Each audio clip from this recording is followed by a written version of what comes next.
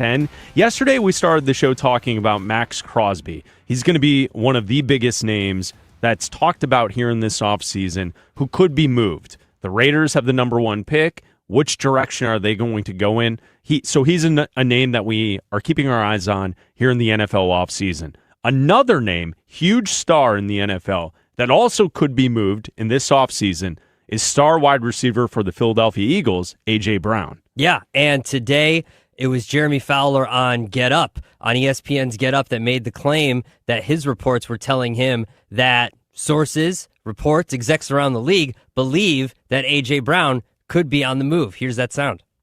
Well, some people I've talked to around the league, some executives with other teams, do expect that the Eagles will at least entertain a trade for A.J. Brown, who was unhappy on numerous fronts. I mean, name the counts where he looked like he was miserable out there. Body language wasn't good. So something has to give. That's sort of the feeling right now. They could build around Devontae Smith and some other pieces. Saquon, maybe add a wide receiver. So he would create a haul for the Eagles if they do go that route. Nothing has happened as of yet, but there are a lot of changes coming with the Eagles. We've seen them revamp basically their entire offensive staff. Do they pay Jalen Carter? One question around the league is, do they draft a quarterback maybe in day 2 to apply a little bit of pressure on Jalen Hurts, who I believe is at a crossroad right now after the way last season went. And Jalen Hurts was drafted in the 2nd round, eventually replaced Carson Wentz, who got a massive deal just that offseason before. Does that same thing now happen to Jalen Hurts eventually? All right, so that's Jeremy Fowler on ESPN television earlier today. There's a lot in there. The A.J. Brown stuff is obviously a storyline we'll follow as well. Mm-hmm. But the Jalen Hurts and the possibility that the Eagles, from what Fowler is hearing, that maybe the Eagles could draft a quarterback to push Jalen Hurts, that's shocking to hear. I think Jalen Hurts is a good young quarterback who is developing in the right way, and he has each and every year gotten better.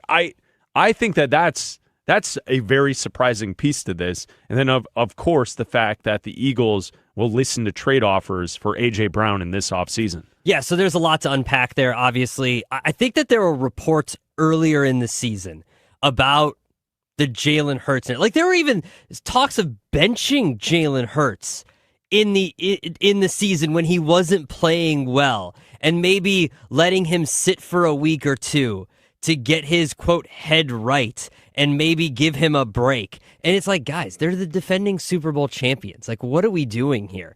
And, like, ultimately, they didn't win the Super Bowl, so I have no reason to believe that they won't be right back in the mix next year. But Jalen Hurts is a guy who is a natural winner. He's won pretty much every spot that he's been in college. He won at Alabama. He was successful at Oklahoma. He didn't win there, but he was successful at Oklahoma. And then he gets to the Eagles. They win a Super Bowl there. And I think now that there's always been this conversation around Jalen Hurts, whether or not he's a top 10 quarterback, top 15 quarterback, and whether you're getting the most out of that position for the Philadelphia Eagles. And now talk of, well, do you draft a quarterback in the later rounds to push Jalen Hurts? My philosophy is... Fowler said 2nd round. You should always be drafting quarterbacks somewhere in the draft, I think, to just have bodies and to draft arms. And teams have done that in the past. Yeah. I feel like even though the 49ers have not necessarily done that at the highest level, that's kind of the philosophy Kyle Shanahan has. I know that Holmgren back in the day with Green Bay, that the idea when they had Brett Favre was, we're going to continue to draft and develop quarterbacks because those are valuable assets that we can move in the future if we need to. And then there's many quarterbacks from that era of Green Bay Packer football that went on to star or start in other places. But let's not get it twisted here, Chris. Ty Simpson is not pushing Jalen Hurts. Carson Beck is not pushing Jalen Hurts. Like, these aren't guys that aren't going to be pushing, no matter what you think of Jalen Hurts as a quarterback, they're not pushing him. And as far as A.J. Brown goes, A.J. Brown, people will say that he's one of the best wide receivers in the league. Yeah, I said star wide receiver. That's how I introduced A.J. Brown. Bleck Abdalla here on Westwood One Sports. A.J. Brown, star wide receiver. That's a definition. That's how I described it, yes. If you want to, I would say star. He's had 7 touchdowns the last 3 seasons. Now, he's had over 1,000 yards the last 3 seasons, and the last 4 seasons he's had over 1,000 yards. Barely this year. He had 1,003 yards this season. 7 touchdowns the last 3 seasons is not a lot. That puts you right in the middle of the pack. That's mid, as the kids say, at best, for A.J. Brown. Now, whether that's, you want to say, well, Jalen Hurts is not a top 10 quarterback. If A.J. Brown goes to a better situation, like let's say, when I just did a quick Google of A.J. Brown just to bring up his stats so we could have this conversation. Sure. You want to know how many teams came up and said, blank team just got great news about the ability to add A.J. Brown. It was the Chargers. It was the Raiders. It was every single team basically just got the great news that they could add A.J. Brown. So if he goes to, let's say, the Chargers and has Justin Herbert throwing to him, any of these teams that think they have better quarterbacks than Jalen Hurts, then he might get better. But if you're supposed to be, and we talked about the drops that A.J. Brown had in the playoff game, those are not drops that top 5 wide receivers make, and he's regarded as a top 5 wide receiver in the league. And that's why we're talking about A.J. Brown in this situation with the Eagles moving forward. I think that to say it's Jalen Hurts and not A.J. Brown, I don't think that you're watching the football games. Go back to that 49er playoff games. Right. The singular game. A.J. Brown had multiple drops, and a drop that essentially ended the game for the Eagles. He had 7 targets in the game. He had 3 receptions for 25 yards. I'm looking down his game log list from this past season. There are 6 different games where he was targeted 10-plus times. Mm-hmm. So the service was there. It's just whether or not A.J. Brown is that good of a wide receiver as he was at one point to get to that level of, quote, star wide receiver. Yeah. Because there's a couple of these. You know, I mentioned that there are 6 situations from this past season where he had 10-plus or more targets. He also had a few that were 9 target. He had a couple that were 9, 2 games that were 9 targets, and a game where he had 8 targets, 2 times that he had 8 targets. So he gets a lot of feature in this Eagles offense, but the receptions, I mean, the high of receptions, he had 1 game this past season where he had 10 receptions. It was against Chicago, Friday, November 28th, the Black Friday game. He had 10 receptions on 12 targets, 132 yards. He had 2 touchdowns. Probably his best game of the season was in that contest. I would say also he had 8 receptions on 10 targets. The week before that against Dallas in a loss, the Cowboys won the game 24-21. He had 110 yards receiving and a touchdown. So he had a little blip there at the end of November where he was putting up the star numbers. But for the most part, you see a lot of games where he has under 100 yards receiving and a lot of games where he has 3, 2, 4 receptions in these games. And you go back to the playoff game with A.J. Brown and Jalen Hurts, I think the blame on the offense more has to do with missed plays than necessarily the lack of development of a young quarterback in Jalen Hurts. I think Jalen Hurts can still win at a high level. Oh, yeah. He obviously has shown that. So to suggest that the Eagles need to draft a quarterback to bring in to push Jalen Hurts, if your idea overall as a franchise is always drafting and developing quarterbacks, I get that. But if you're only doing it because you think Hurts needs to be pushed, I disagree with that from the Philly standpoint. Absolutely. And the problem with A.J. Brown is, 1, his production the last few years. He's not top 5 worthy. He's not, Justin Jefferson. He's not Jamar Chase, but we regard him as that. The conversation has been that. The production hasn't been there. The other problem is off the field. And I'm not even talking like he's not like speeding in front of the facility. He's not getting in trouble with the law or anything like that. Like, it's what it is. Sure. It's the off the field, like on the bench, he's reading a book. Yeah, like, it's in the game. Yeah. Not on the field, Yes. the inside the playing field. Yeah. but at the stadium. Yes. The side act that goes along with it. Yeah, like if you're perpetually online, like Chris and I are, I hate that. I know. I hate being online. So do I. I need to touch some grass, man. I know. So I need to get out there. So do I. There's a football tweet that goes around, and it's this. It says, typical quarterback quote, "Love my teammates, God is good." Running back quote, "Keep grinding." Yeah. Tight end quote, "Football good." Football good. Wide receiver quote, "The enemy speaks kindly and holds a knife." That is A.J. Brown. A.J. Brown is the wide receiver that says, "The enemy speaks kindly and holds a knife." Like, that is him. He thinks everyone's out to get him and sits on the sideline, reads a book. Like, it doesn't pay, and it leaves the locker room. Well, and we saw stuff. it through the season last year, all the different times that he and Sirianni on the sideline were getting into it. Yeah. And whether or not who's in the blame or whatever, usually when you have that time and time again with a specific player, that it's usually on the player. A.J. Brown, like it's clearly something with him. Mm-hmm. That's the issue. So it's not a surprise to me that, Jeremy Fowler today on ESPN television is suggesting that the Eagles will look for trade partners for A.J. Brown, and then also trying to figure out where could that place be. Are you looking to Buffalo? Are you looking to Denver? Mm-hmm. Are you looking to San Francisco?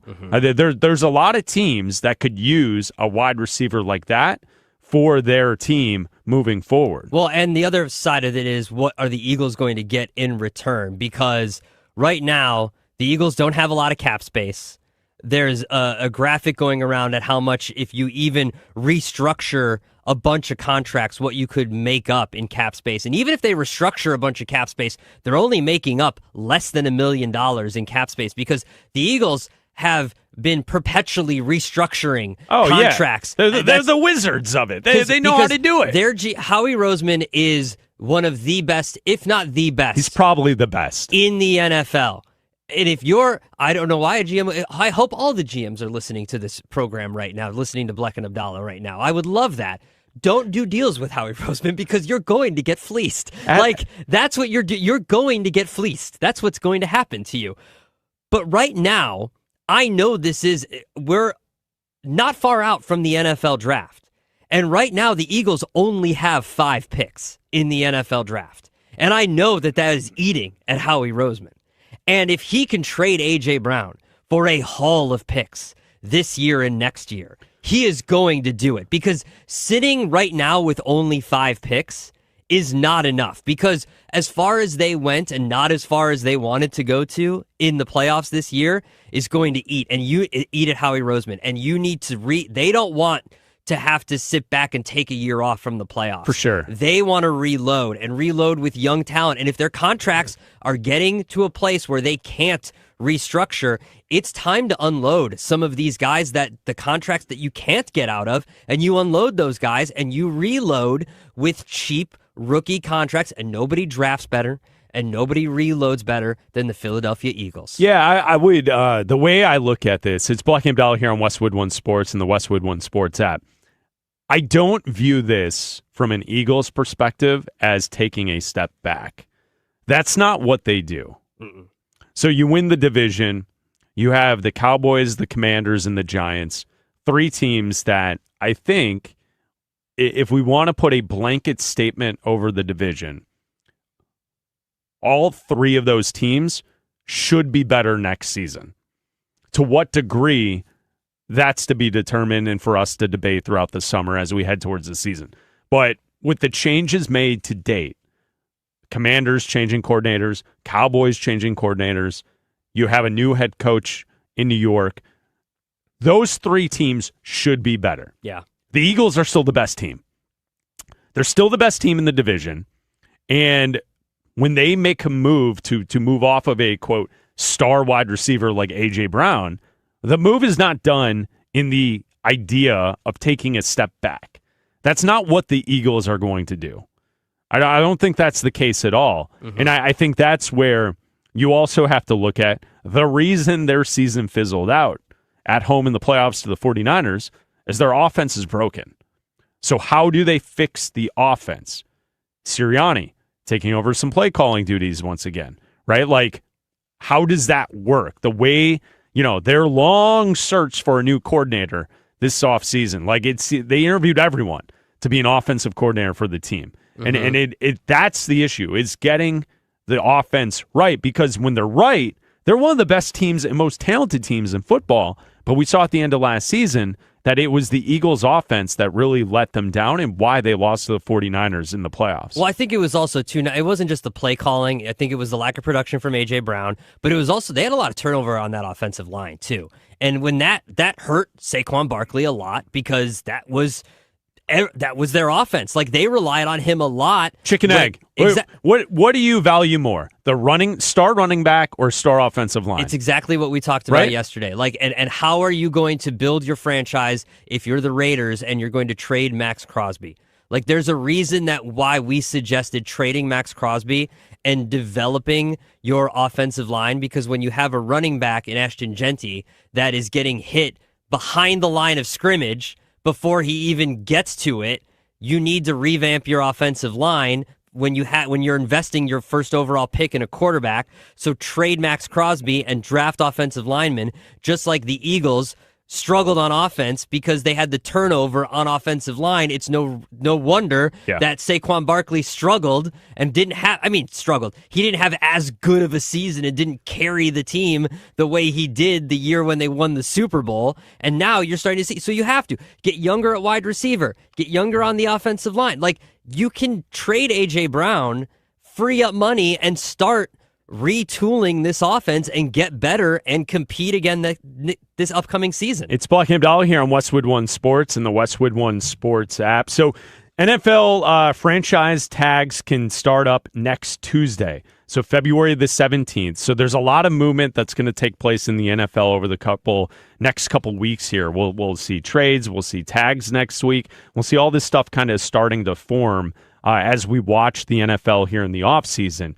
One major big-name reporter is suggesting, because this is a weak draft and a weak free agency class, that we will get, and he is predicting, a lot of trades before we get to free agency. We'll tell you who that is coming up next. This Saturday, two of the SEC's hottest teams collide. Number 25, Kentucky. Number 14, Florida. 3 Eastern tip on Westwood One Sports and the Westwood One Sports app.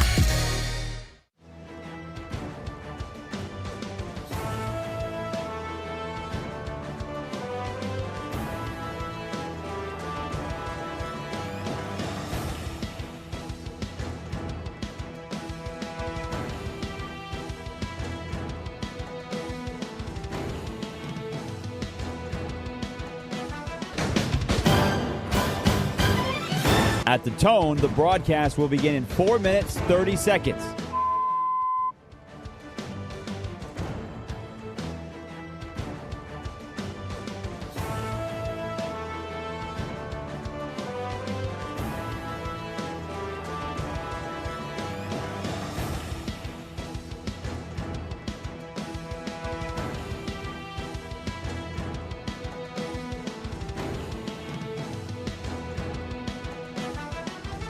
At the tone, the broadcast will begin in 4 minutes.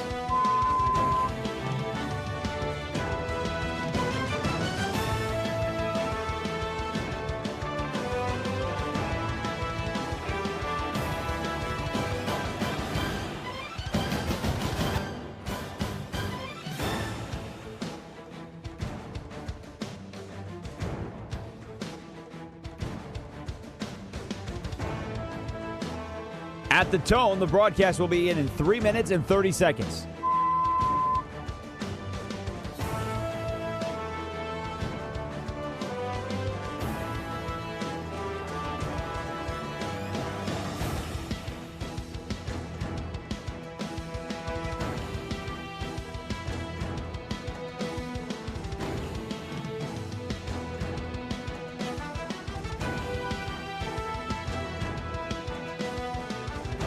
At the tone, the broadcast will begin in 3 minutes.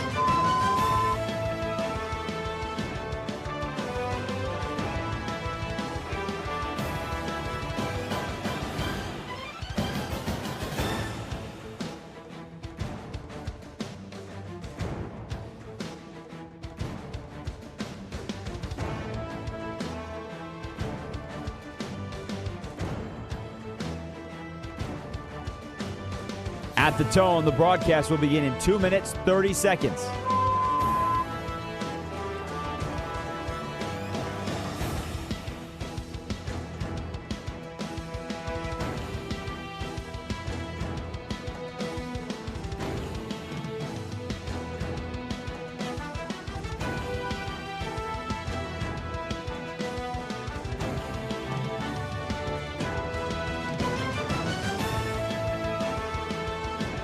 At the tone, the broadcast will begin in 2 minutes.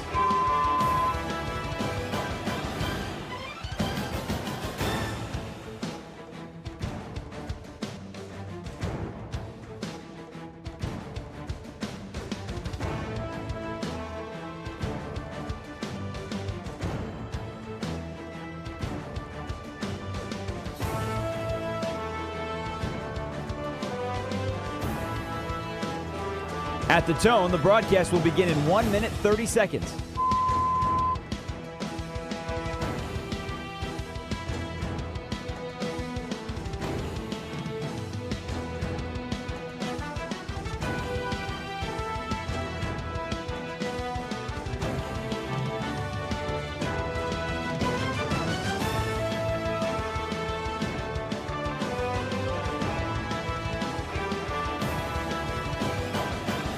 At the tone, the broadcast will begin in 1 minute.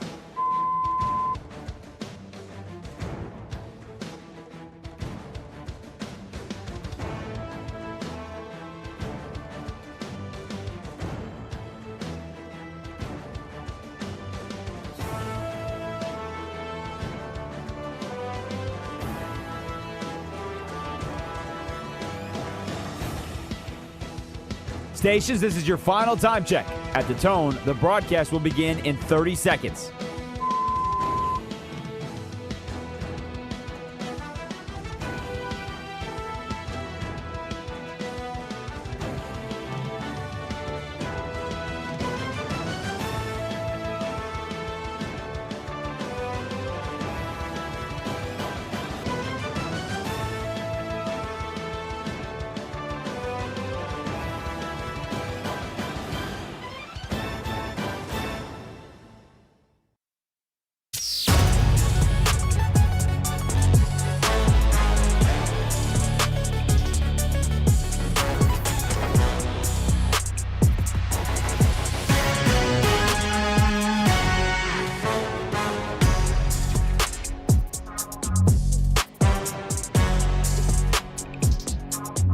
This is from Adam Schefter yesterday. He says teams consider this free agent and draft class to be weak and that could lead to increased trades this offseason.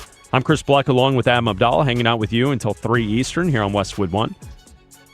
How about that? Schefty reporting yesterday that teams around the NFL look at this draft class, they look at the free agency class, and especially, I think it is something that we've noticed is that the highest profile players, right?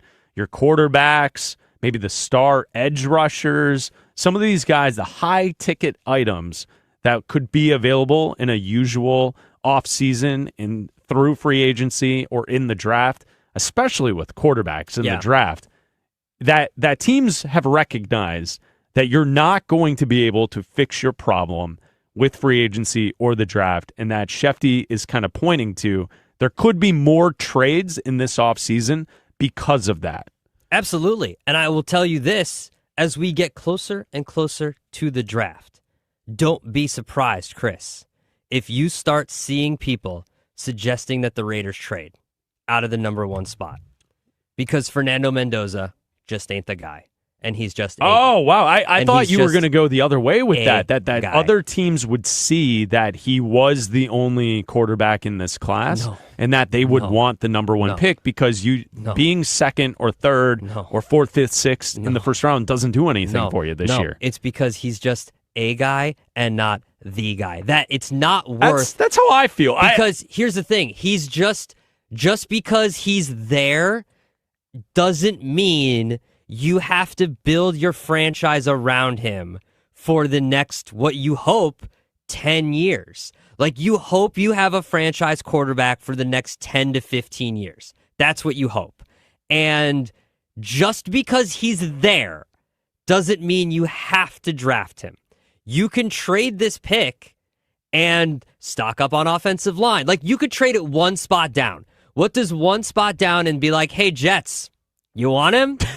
Like, he's yours, man. Yeah, and but like, if you're a Jets fan, that is a major upgrade. I know, but that's my point. Like, we discussed yesterday Arizona's spot. Exactly. Arizona's sitting there where there's two teams ahead of them, and there's only one quarterback. So what are they going to do? And look at how much you could get. When the Bears moved up one spot to draft Mitchell Trubisky, they gave away a future first. So, like, you can do that and get future picks, and you can start building a draft stockpile, and you can still be bad next year and get Arch Manning if that's the guy that if you think he's better. There's no reason why you have to take Fernando Mendoza, and that goes into this being a weak class. There's one position that doing all, because now it starts. Draft prep begins now because the combine's coming up and all this stuff is happening. Oh, yeah. It's cornerback. Cornerback is the spot this year where this is a good cornerback class. Edge rusher, it's decent. Everywhere else, it's just okay. There's a lot of good cornerbacks in this class. But if you're the Raiders and you're Tom Brady, and I understand, like, you need a quarterback, but just because he's there doesn't mean you have to do it. It's funny that you mentioned that. Did you see what Daniel Jeremiah tweeted yesterday? He posted on social media, this is what he wrote, quote, I'm working my way through all of the tape at the Combine invites. This draft is excellent at defensive line and wide receiver, not a stacked quarterback or running back draft. Mm-hmm. Free agent and trade might be the best way to go at those positions. Yeah. And that's what Schefter is pointing to as well. Daniel Jeremiah, NFL Network, pointing to that. And I think Jeremiah might be one of the best at breaking down players entering the NFL draft. So, like, that is what the people who do this for a living are trying to prepare us for, is that it's not going to be a great draft when it comes to these star quarterbacks, which for the casual NFL fan, besides your favorite team, that's the marquee.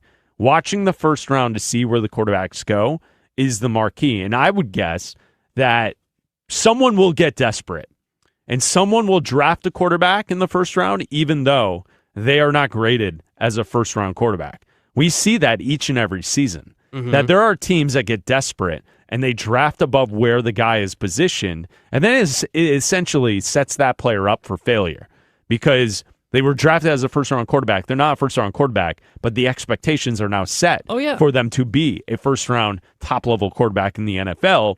And from what everyone is pointing to, it's Fernando Mendoza as the only guy, and that's the only guy that some people, like you and I, he had a great college football season. This is not meant to be said to offend those in the great state of Indiana. Shout out to your championship. Shout out to the Heisman Trophy. And shout out to an all-time great sports story. Yeah. In comparison to past number one picks, it's not the same. It just isn't. This isn't Joe Burrow. Look. This isn't Caleb Williams. This isn't Trevor Lawrence. Some of those great, talented kids that you say the ceiling is unlimited for these players. Yeah. It is not the same with Mendoza. He could be a good starting quarterback for a long time in the NFL. But I think that's where it kind of ends. I don't think this is a talent that you would say 10 years from now, man, we got it wrong. He's one of the all-time greats. I just don't see it. You're looking an Alabama fan dead in the face. You think I'm offended by you saying the quarterback is subpar, but they won a national championship?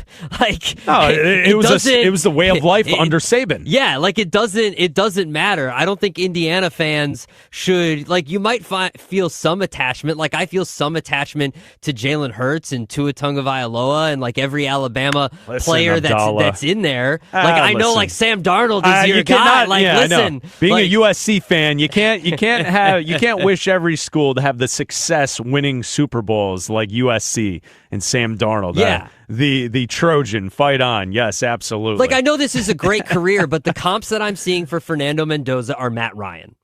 Okay, that would be better than I'm expecting. That's fine, but again, because to me it's Kirk Cousins. Okay, but fast forward a year from now, you and I are doing this show a year from now in this studio. The conversations are going to be Sitting here in the city of Chicago? in the city of Chicago. Okay, all right. The city of Chicago.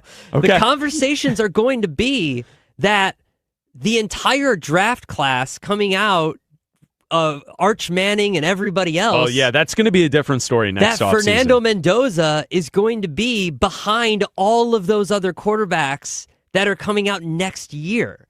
And when you have that, you have to have the conversation, if you're the Raiders, that the options are, do we go after a Kirk Cousins that's out there?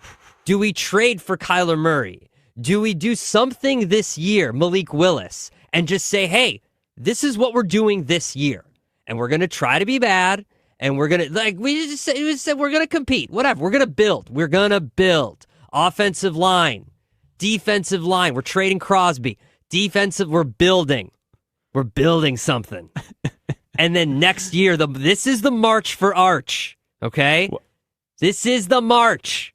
If we here on the show, Bleck and Abdalla here on Westwood One Sports, wanted to do like future predictions on what's going to be talked about, at the end of next season, the conversations about whether or not teams are tanking for Arch Manning will be in the conversation. Yeah. It will be out there. We're going to have to talk about it because other people are talking about it. But next season, when we get to November, December, there's going to be teams that suck.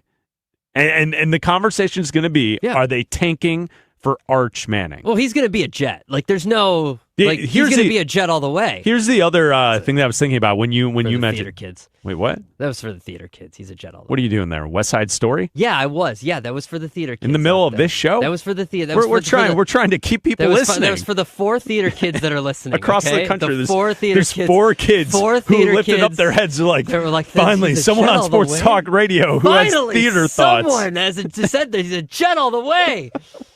I was going to say, when it comes to Mendoza and Kirk Cousins, I think the one thing that I continually think about with the two is it's like a Looper. You remember the movie Looper with Bruce Willis? Yeah. And Joseph Gordon-Levitt? Yeah. I feel like Mendoza is just young Cousins. Yeah. To me they kind of look alike too. It's just Looper, right? Yeah, it is. It is a little it's bit. Football Looper between the two.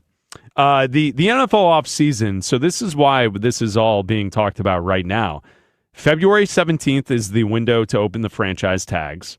February 23rd through March 2nd is the NFL Combine. March 9th is the day that the legal tampering window opens in the NFL. I love it. March 11th is when free agency technically begins. So what does that mean? You find out all of this stuff on the 9th.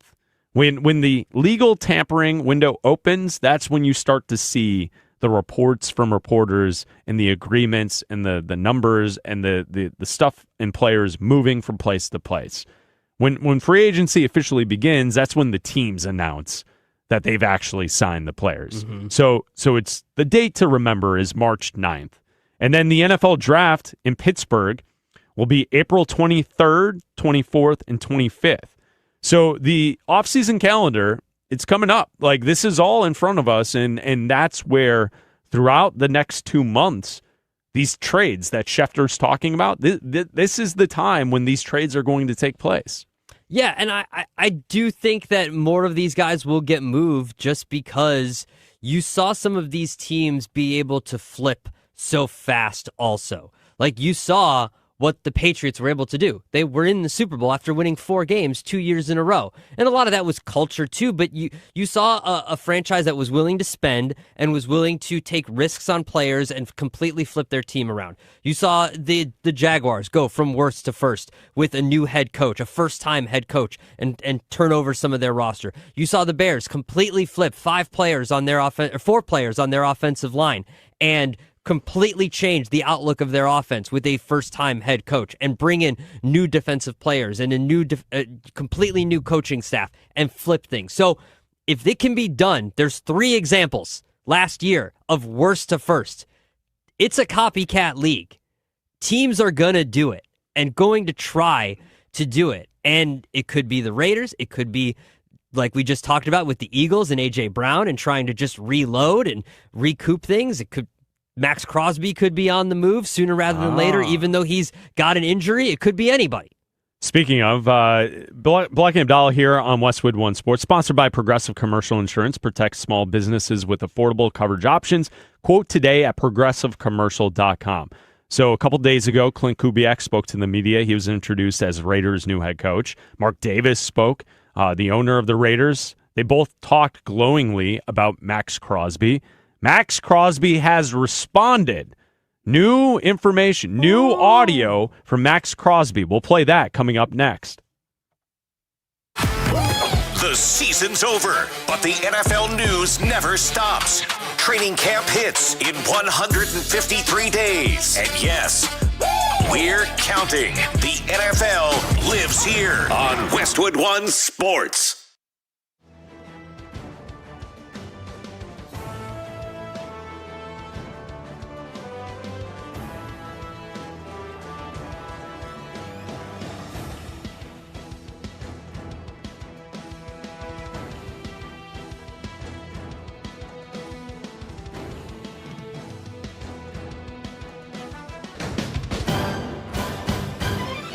At the tone, the broadcast will begin in 4 minutes, 30 seconds.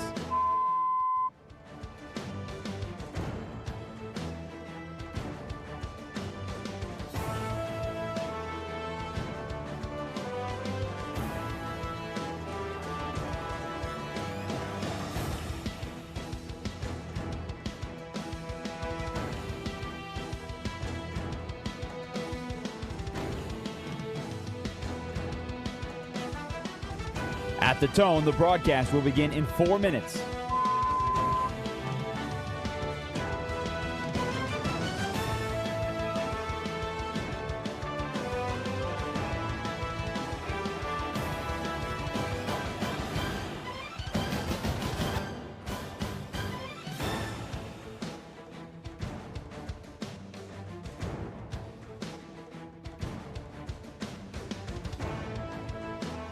At the tone, the broadcast will be in 3 minutes and 30 seconds.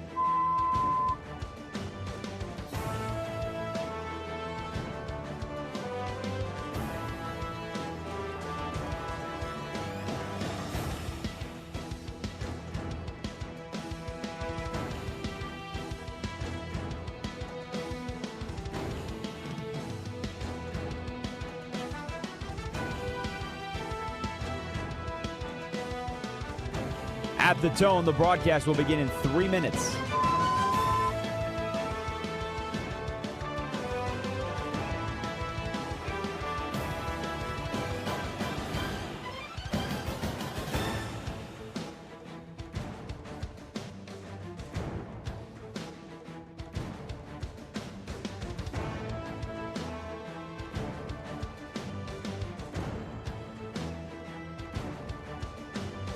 At the tone, the broadcast will begin in 2 minutes, 30 seconds.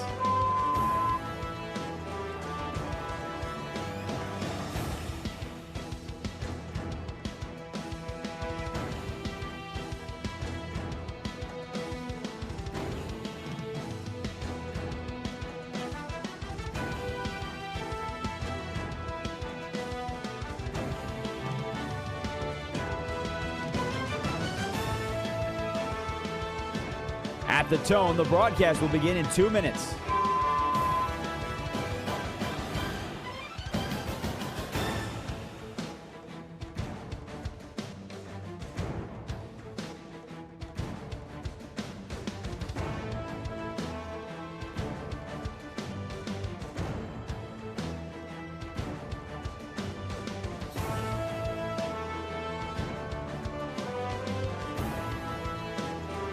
At the tone, the broadcast will begin in 1 minute, 30 seconds.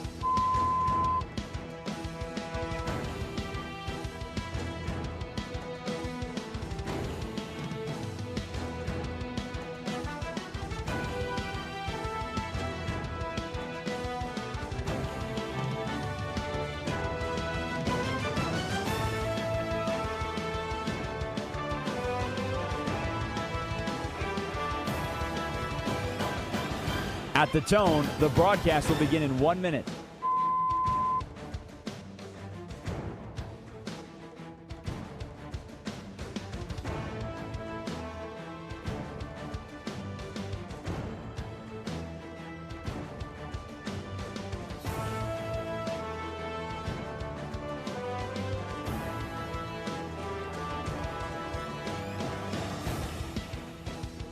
Stations, this is your final time check. At the tone, the broadcast will begin in 30 seconds.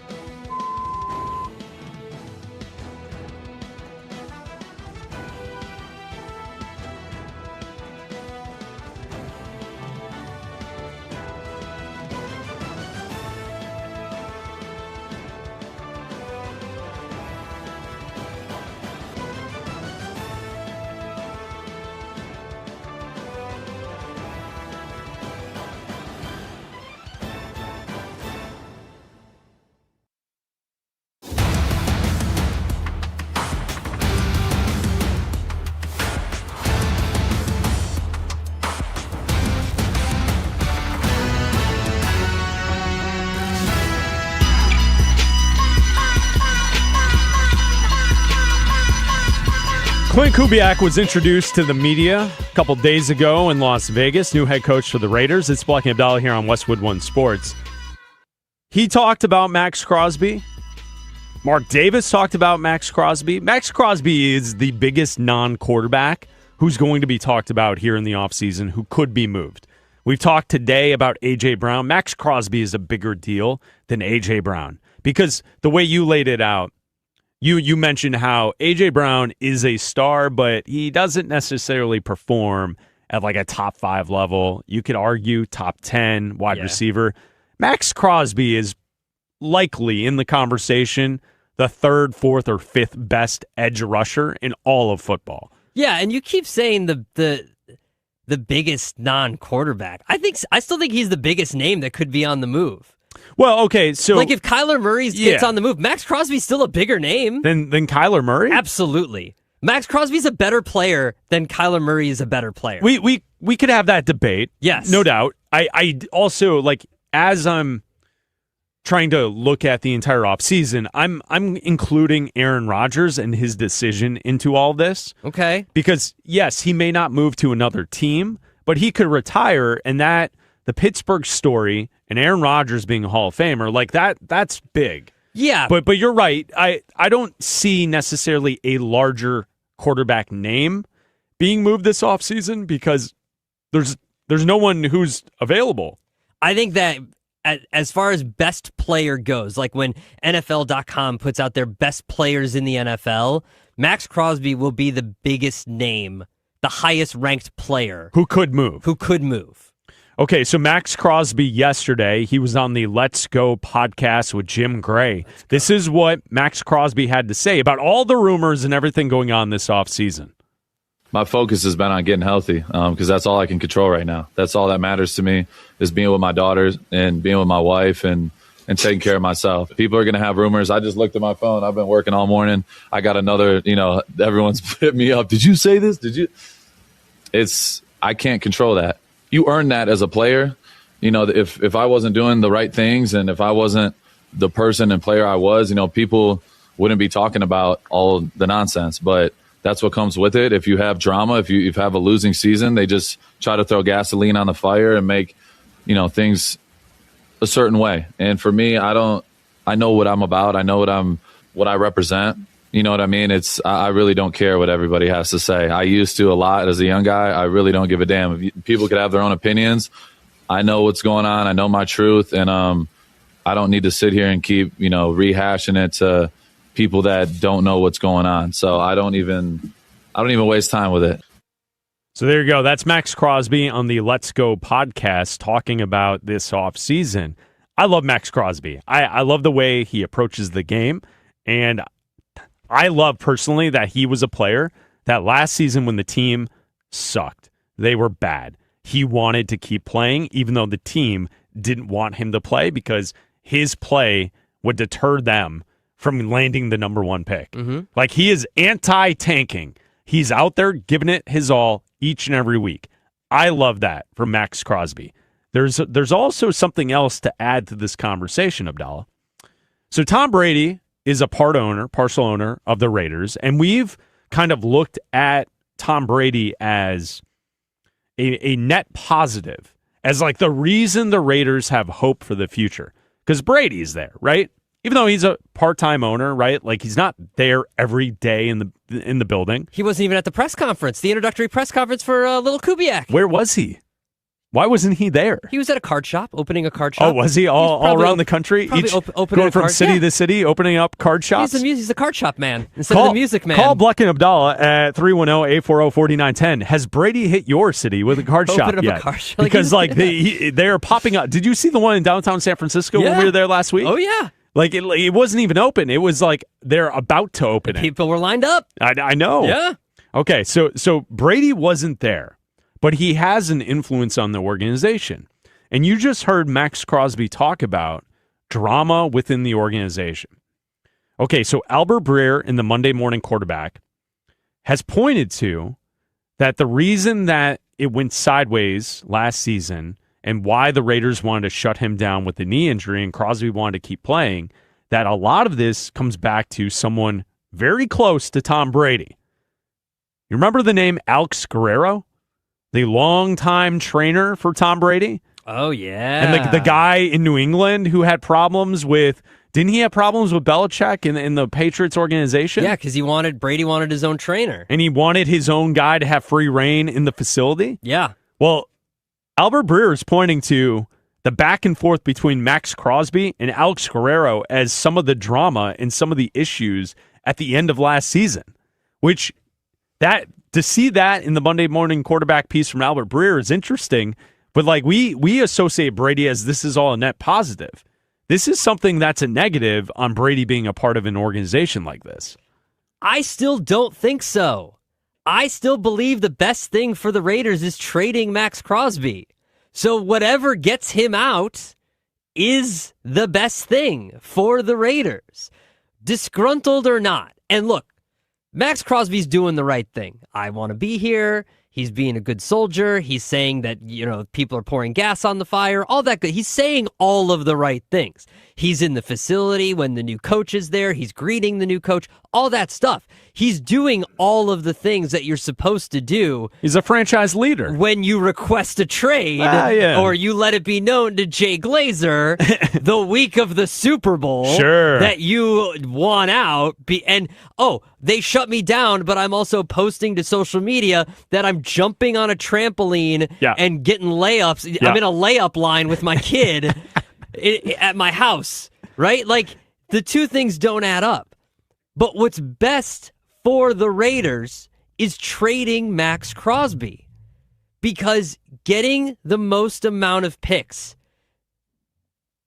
shoring up your offensive line, making sure that you can rely on Ashton Genty, who you drafted way too high, who got hit behind the line of scrimmage more than any other running back in the NFL last year, and you presumably are going to draft Fernando Mendoza first overall. I don't want to get him killed in his first year. I don't want him to get sacked more than any other quarterback in the NFL, like when the Bears drafted Caleb Williams, and then we saw with Drake May this year, which ultimately led them to lose the Super Bowl. I don't think the Raiders are making the Super Bowl, but we saw what happens to a young quarterback when he takes too many sacks. I don't want that to happen to Fernando Mendoza if he gets drafted. You need to build your team the right way, and that is building your offensive line.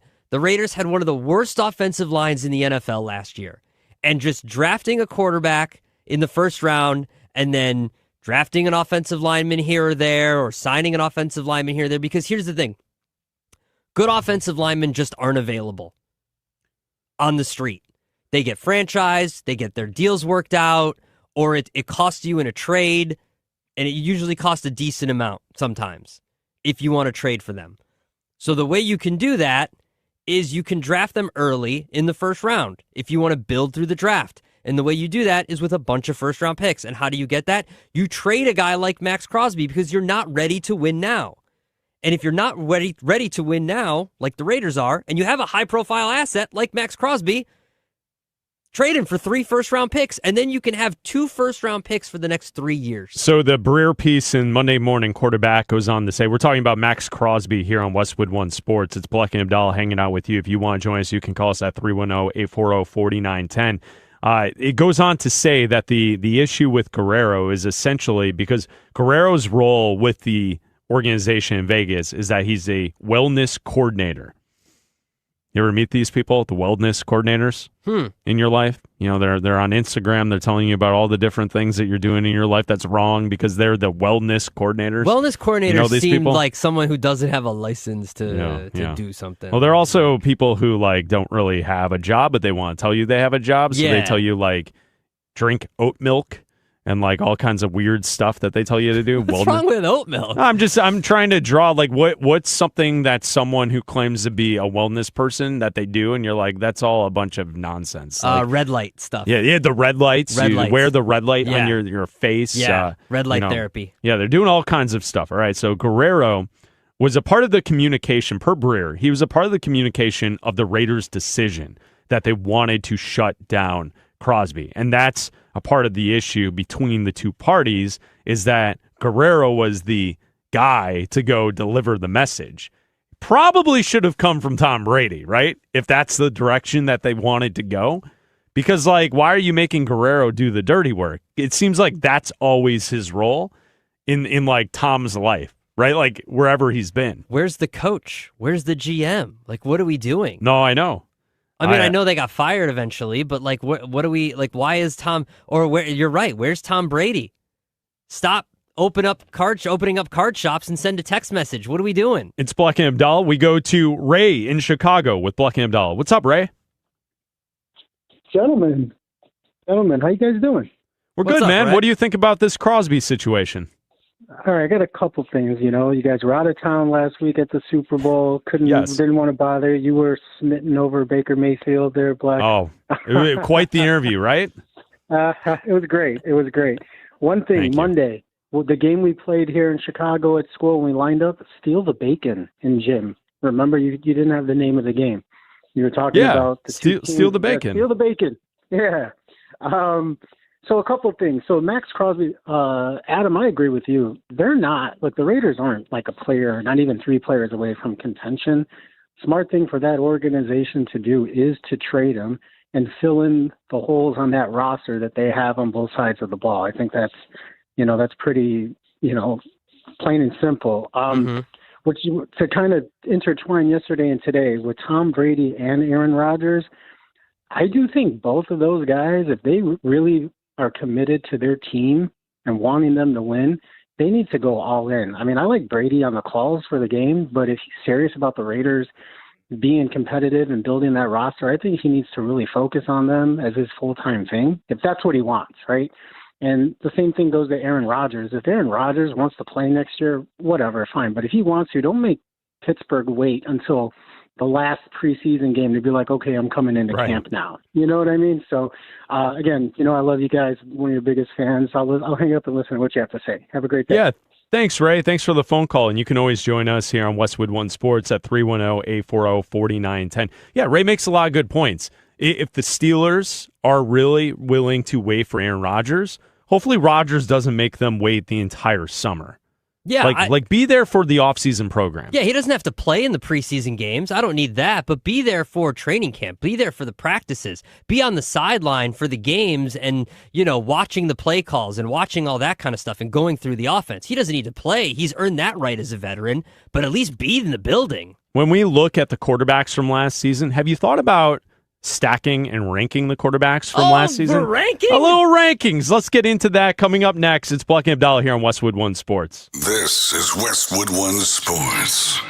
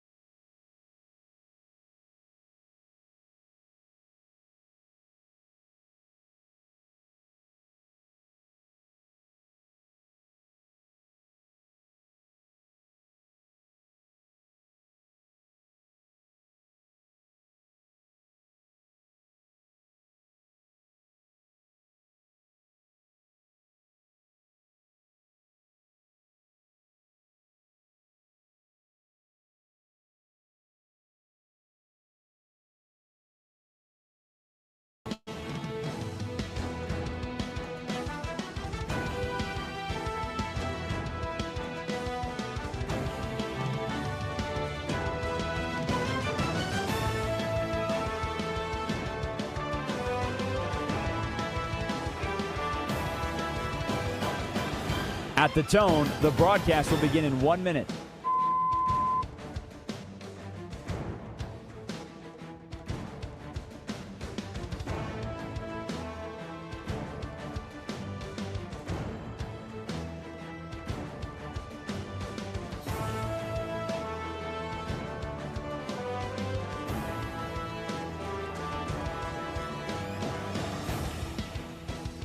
Stations, this is your final time check. At the tone, the broadcast will begin in 30 seconds.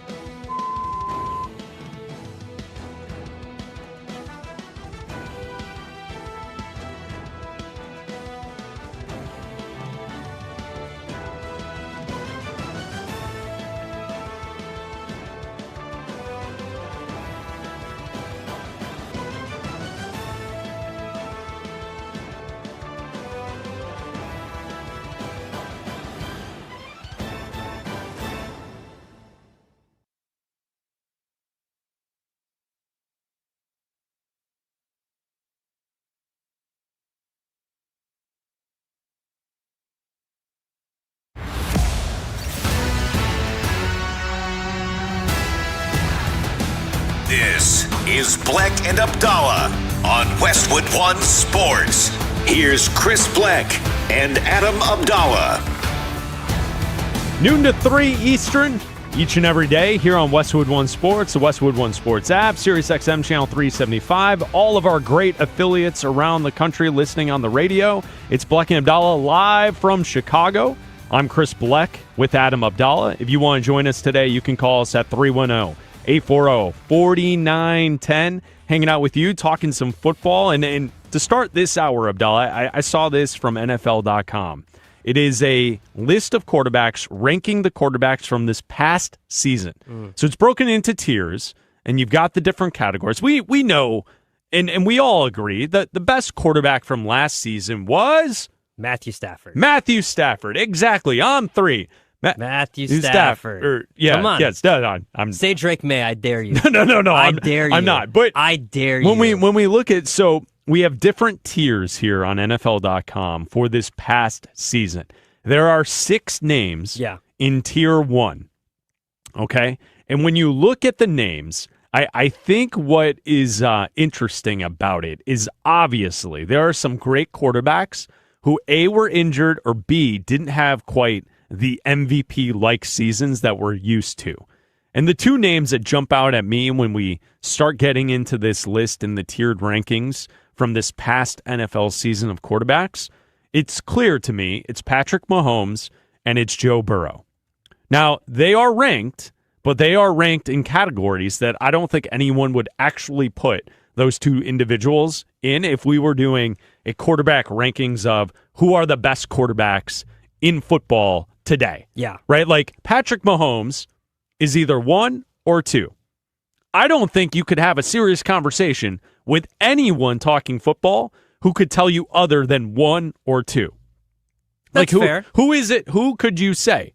You would say that it's Josh Allen or Joe Burrow? That's not the case. Mahomes is 1 or 2. And then I would go one step farther and say with Joe Burrow, when healthy, that's the caveat for everything, right? When healthy. Yeah, but for him especially. Joe Burrow is a top 3 or 4 quarterback. Like, he's in that class. Yes. He's the elite of quarterbacks in the NFL. I feel like we're starting to get into there's not a true number 1. You know, like when we get into real rankings, not just what was it last season, but like when we get further and further away from this past season, when we do true rankings, there's going to be like a cloud, you know? And it's going to be Mahomes, it's going to be Allen, it's going to be Burrow, and that's going to be that's the what cloud. it's been for the last 3 seasons. Exactly, but you can't really. I wouldn't be opposed if you put Allen 1 and Burrow 2, and if you put Mahomes 3. Okay. I just wouldn't, because the way Mahomes has played the last few years, I've got no problem with you putting the other 2 ahead of him. I've raged against the idea that Josh Allen's the best quarterback in football. I've come to your side. If that's your debate point, is that he's the best, I agree with you now. Thank you. Josh Allen's the best quarterback in football. Thank you. He is. Now, if we're talking about career arc or legend status. I'm not getting Mahomes at this point is the best quarterback I've ever seen play the game. But fair. Right now, Josh Allen is the best player in football. Yes. Okay, so once we've established that, I'm glad we got that out of the way. Let's get that out of the way. Okay, so on NFL.com, this is the tiered rankings for quarterbacks in the past NFL season. So this is not future rankings. This is not their career. This is just last season. How it was. Okay, tier 1, Matthew Stafford at number 1, Josh Allen at 2, Dak Prescott at 3, Drake May at 4, Justin Herbert 5, Trevor Lawrence at 6. That's tier 1. Anything stand out to you there? It stands out to not. I'm a not little offended. surprised that Dak Prescott is that high. I'm not because I'm a ball knower. I'm a ball watcher. And watcher. You said watcher, right? And knower. Okay. And knower. Just don't wash. Nope. I watch. I watch with my eyes, and I know. And Dak Prescott had a year. He didn't have an MVP caliber year like he did a few years ago before the year he got injured. He was good. But he had a great, he had a great year. Not phenomenal, not MVP caliber year, but he was right there as like number 3 or 4. And I'm glad that NFL.com's Nick Shook also ball knower. Okay, so we have Dak at number 3. Drake May, who's an MVP candidate for the regular season at 4, I would argue you can put Drake May in the first tier. That's fine. But Justin Herbert and I think Trevor Lawrence, with what they had better seasons. Statistically, May was incredible. Well, but that's why Herbert got the MVP vote, because the argument is that he was more valuable because of the lack of offensive line, the 50 different offensive line combinations that Herbert had to go through, the fact that Trevor Lawrence had the horrible first half, the great second half, and bringing that team back, and the fact that the Jaguars made the playoffs and all that kind of stuff. So I think that the value conversation and the years that Herbert and Lawrence had, I would also put them in that tier. I would also argue that you could put someone else in that tier that's in tier 2. Let's get to tier 2. Maybe I'm biased, but that's okay. Here's tier 2. Number 7, it's Sam Darnold. Number 8, Caleb Williams. Number 9, Jared Goff. 10, Joe Burrow. 11, Lamar Jackson. 12, Daniel Jones. And 13, Patrick Mahomes. Tier 2, Darnold, Williams, Goff, Burrow, Jackson, Jones, Mahomes. I understand why Caleb is not in tier 1 and he's in tier 2. You're going homer? You're going right to the Caleb Williams? I'm going right with the homer. Not Joe Burrow, Lamar Jackson, or Patrick Mahomes? He's ranked higher than them right now. Okay, so I'm going in the order. This has Caleb Williams as the 8th best quarterback last season. I'm going in order. Okay, I'm doing what the list says to me. Okay, I'm not being a homer. I'm going in order. Okay. Sam Darnold had a very good year. I told you he was top 10 in yards and touchdowns the last 2 years. I could understand if the ranker here, Nick Shook wanted to put NFL.com. Nick Shook, if he wanted to put him in tier 1, I would have totally understood that. Top 10 in both yards and touchdowns. Now, he was also had the most giveaways this year. Yeah, he did. In interceptions and fumbles combined. So, Caleb Williams didn't have the best statistical year. But in terms of bringing his team back in the final 2 minutes of games, he did that more than any quarterback in the history of the NFL. Now, how do you rate that? How do you rate clutch? How do you rate that statistically? Obviously, it's worth the 8th best quarterback in the NFL in tier 2. So that's how Nick Shook of NFL.com chose to rate that. I am a little surprised at the ranking. I'm in a positive light. Yeah, I'm surprised that there is someone watching football and reviewing the quarterbacks from last season who is definitively saying that Caleb Williams is a top 10 quarterback from last season. I'm surprised by that. I don't feel like the national media and most people around the country have picked up on that yet. That he is actually that good and he's living up to the billing of the number 1 pick. Well, he didn't have 4,000 yards. He didn't have all the accolades and that kind of thing. But, you're right. being a top 10 quarterback, especially being top 8 and in the top of tier 2, I think says something because of the heroics and bringing that team back every single week in and week out. More often than not. I mean, they did make the playoffs. They were, a play away from going to the NFC Championship game. Yeah, I mean, I think a part of that conversation, which is surprising, is like there's definitely a name that if you just go based on the stats, I think that he's being kind of slept on here. And we'll get to that name in a second, but like Joe Burrow was 7th in quarterback rating this season, and he's below that position. Mm-hmm. So I think that in Lamar Jackson, by far, I mean, Lamar quarterback rating was 4th in the league. And here on this list, Lamar Jackson is sitting 11th. Joe Burrow is 10th. Okay, so that's tier 2. Here's the problem, though. My problem with Joe Burrow and putting another guy on this list at this high is the injuries. Yeah, the fact that you've got Joe Burrow 10th and you've got Daniel Jones at 12. These guys only played half a season. Right, but when they played, they were good. Like Daniel Jones had a great season when he was out there. Yeah. They played half a season. Here's tier 3. 14 is Jordan Love, 15 Brock Purdy, 16 Aaron Rodgers, 17 Baker Mayfield, 18 Bo Nix, 19 Jalen Hurts, 20 CJ Stroud. So the name that I think is being disrespected here on this list would be Jordan Love.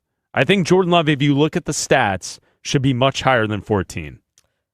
I agree with that. I think he should be high. Especially, I think he should be higher than the injured guys, at least.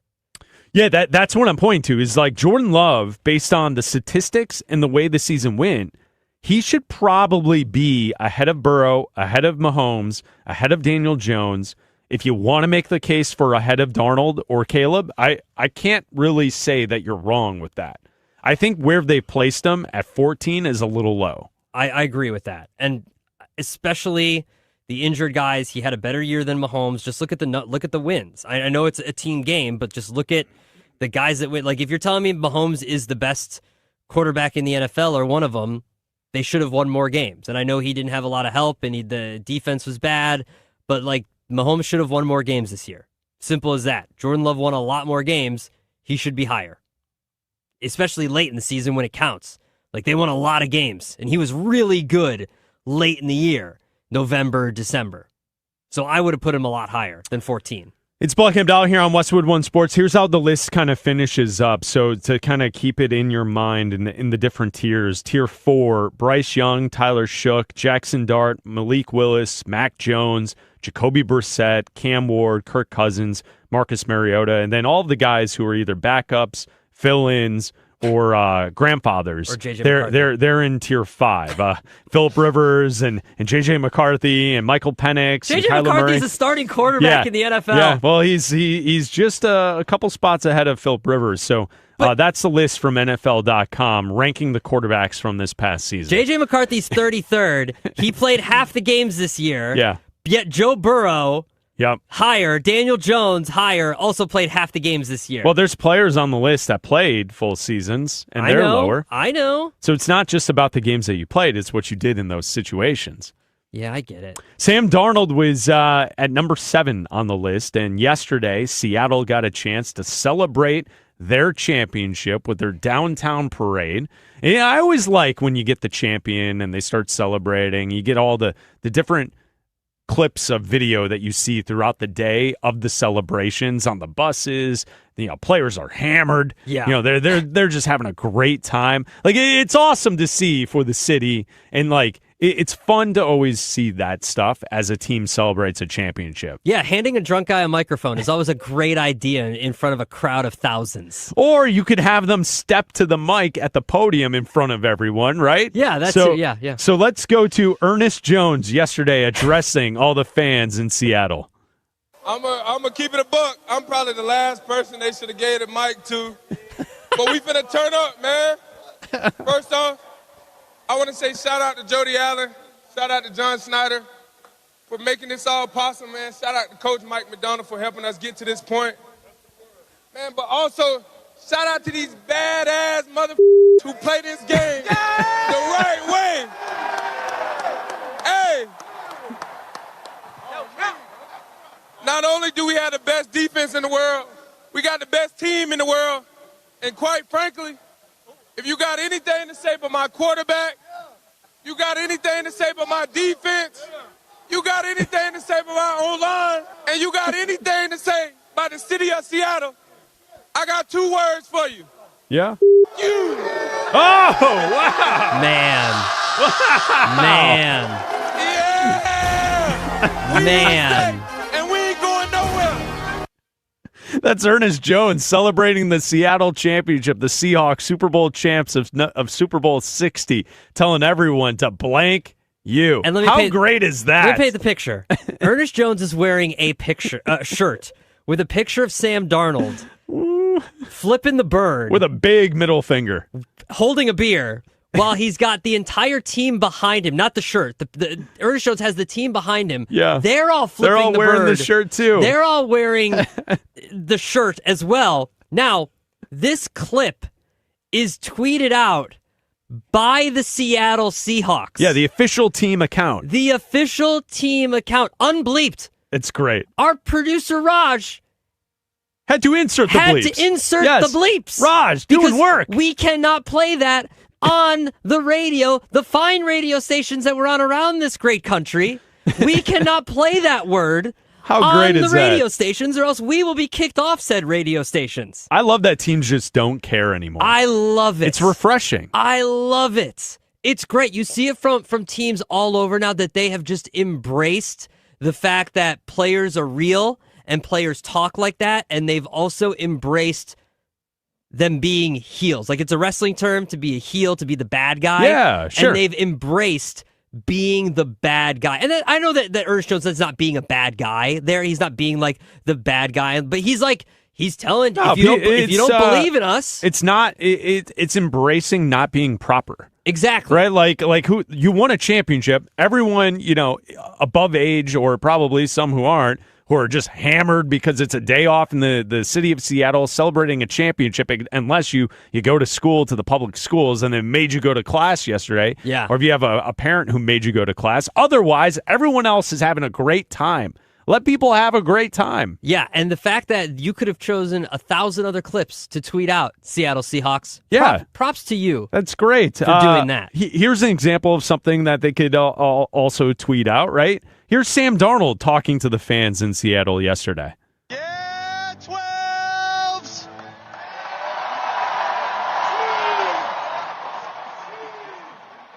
Yeah, I just want to say I've talked a lot this last week about belief.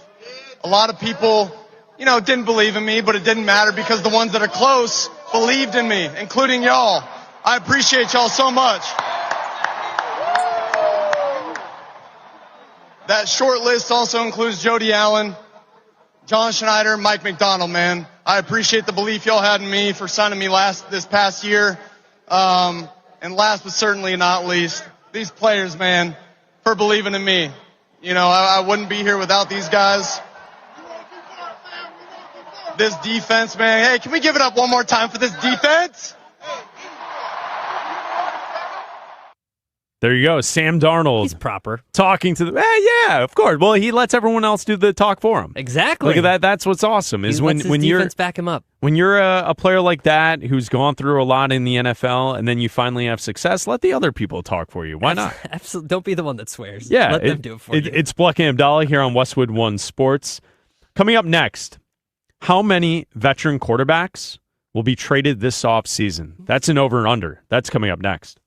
The NFL franchise tag window opens Tuesday, and this is where the offseason gets real. Pay them, tag them, or let them walk. We'll tell you the moves as they happen on Westwood One Sports.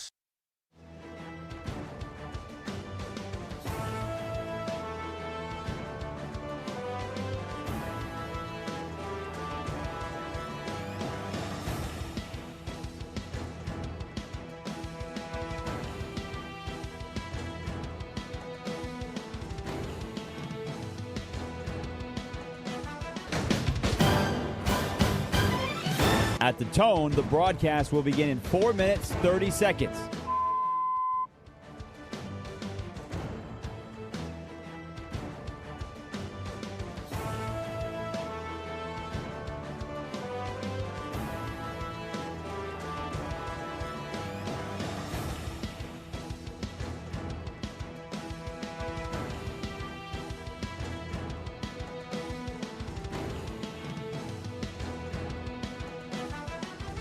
At the tone, the broadcast will begin in 4 minutes.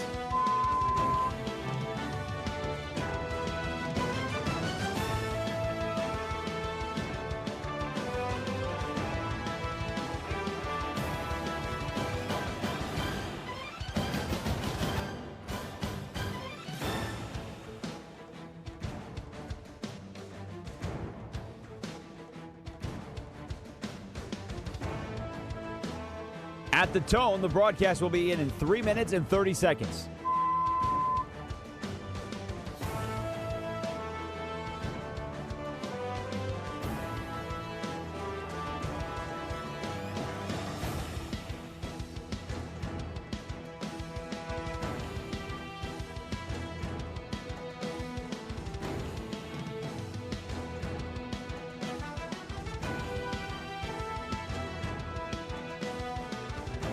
At the tone, the broadcast will begin in 3 minutes.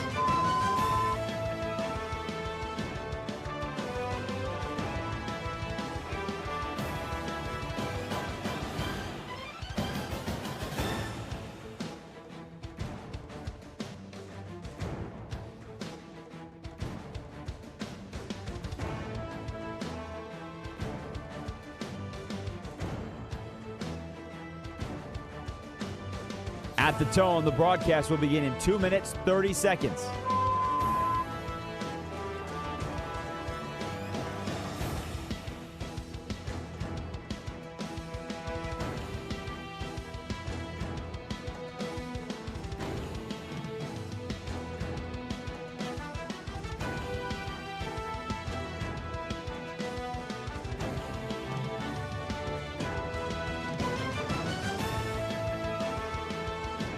At the tone, the broadcast will begin in 2 minutes.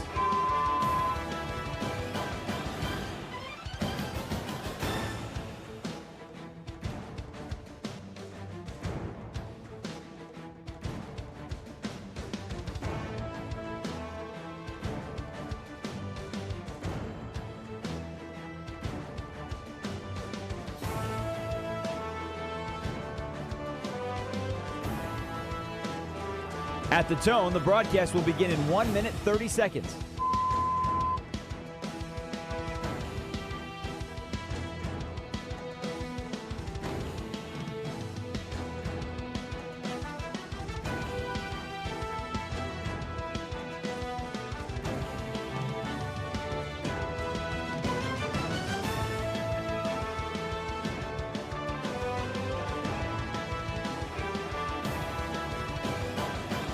At the tone, the broadcast will begin in 1 minute.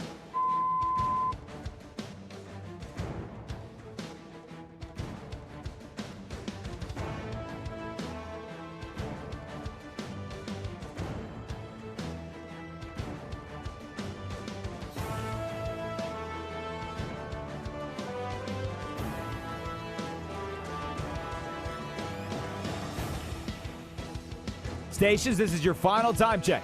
At the tone, the broadcast will begin in 30 seconds.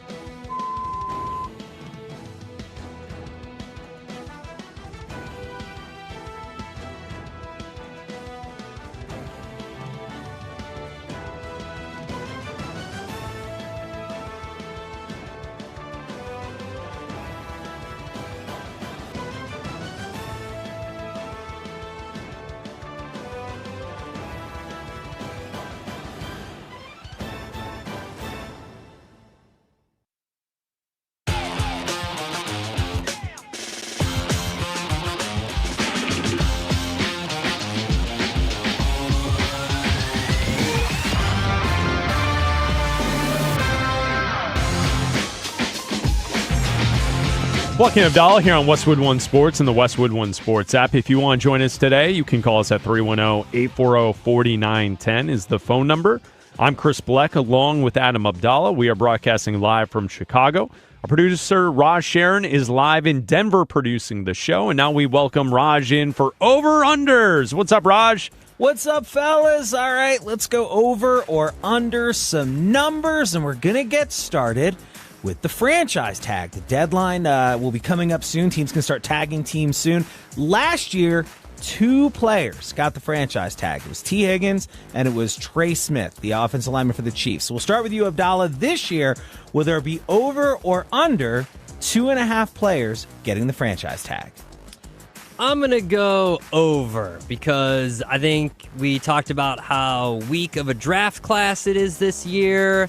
I think that if you look at free agents, guys aren't going to want to let their free agents hit the market. They're going to want extra time to negotiate. Now, just because you tag them doesn't mean the tag has to stick. Remember, just because you tag them doesn't mean they end up tagged. So once we get to tag day, I think it's over. Doesn't mean that tag has to stick, though.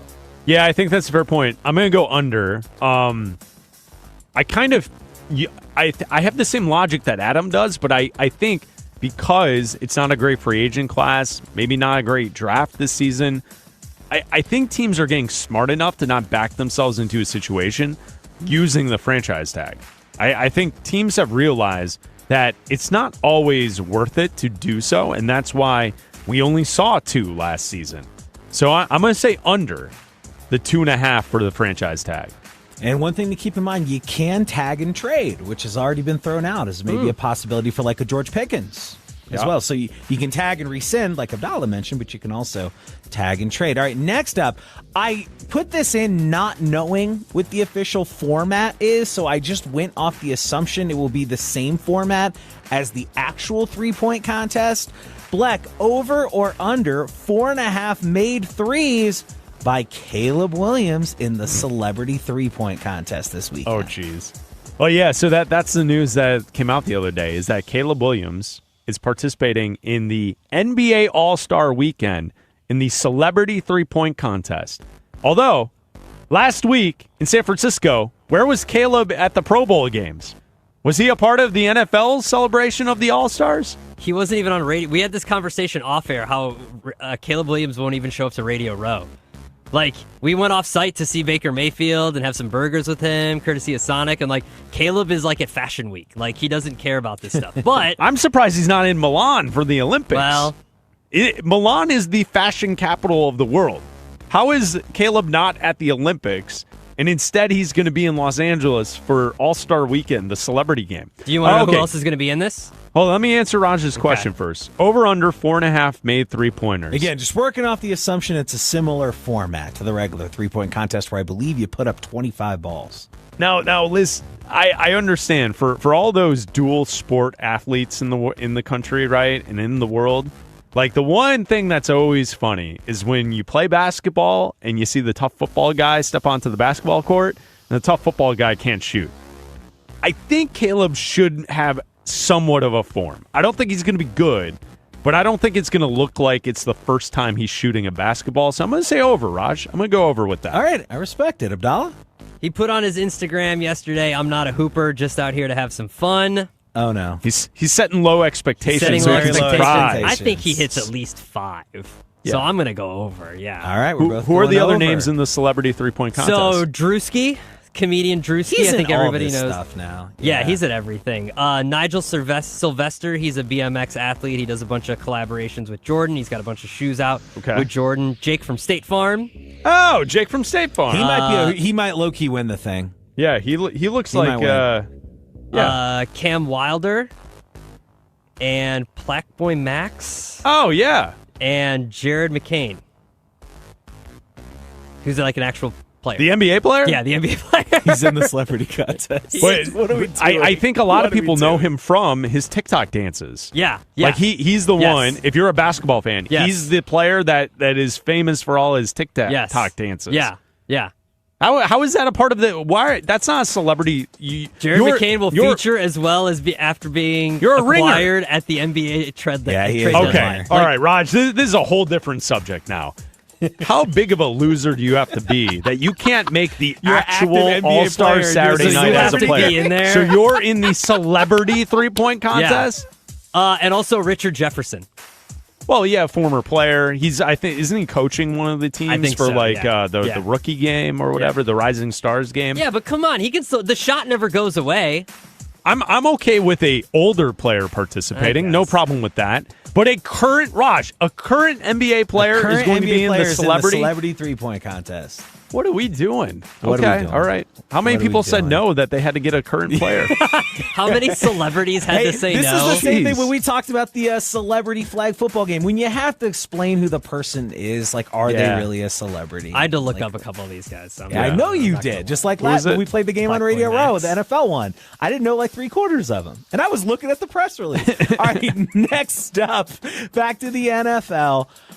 We've talked a lot about Kyler. We've talked a lot about Tua, so I made the number a little higher to make this a little juicy and interesting.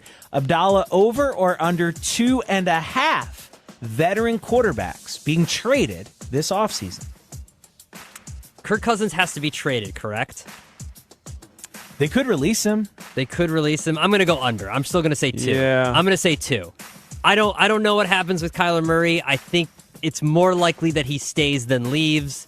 I'm going to go under, and I'm going to say 2. I'm still going to say 2. All right, I'm going to go under. And Raj, this is my logic. There's not enough teams that need quarterbacks that would make the moves. There's 3 at the top of the draft. One of those teams will take a quarterback. So that leaves 2. Mm-hmm. So even if the Jets and the Cardinals pull off trades for vets, that's still under the number. So that would mean to go over, you'd have to have a surprise team. Who's the surprise team? Cleveland? Hey, there's look around the NFL. Every other team. Shador? Well, that's what I'm saying. Like, who are the teams who would also be trading for a quarterback this offseason? There's 2 teams. Yeah. And there's really 3. One will take a quarterback in the draft, and then there's 2 other teams. So I just don't see everyone else has a quarterback. So I'm going to go under. Process of elimination. Yeah. I like it. All Right? Like, moving roll through some of the teams, right? Like, Cincinnati, no. Kansas City, no. Now, in fairness, Dallas, I LA, didn't qualify as to be Baltimore. trading for like a starting quarterback. I was just veteran quarterback traded. Veteran quarterback traded. Oh, Could be backups, sure. backups. Yeah, Could go be over that. backups. Backups. If we're talking backups. I mean, I'm trying to still think. going. Last year, who all got traded? Gino got traded, right? Who else? If got you're traded last if you're gonna year? include Joe backups, Milton, our guy. I would say over. If you're talking backups, I'll go over. I'm still going under. Well, it could be a starter that is going to be a back. You know what I mean? Or coming in to compete. Oh, well.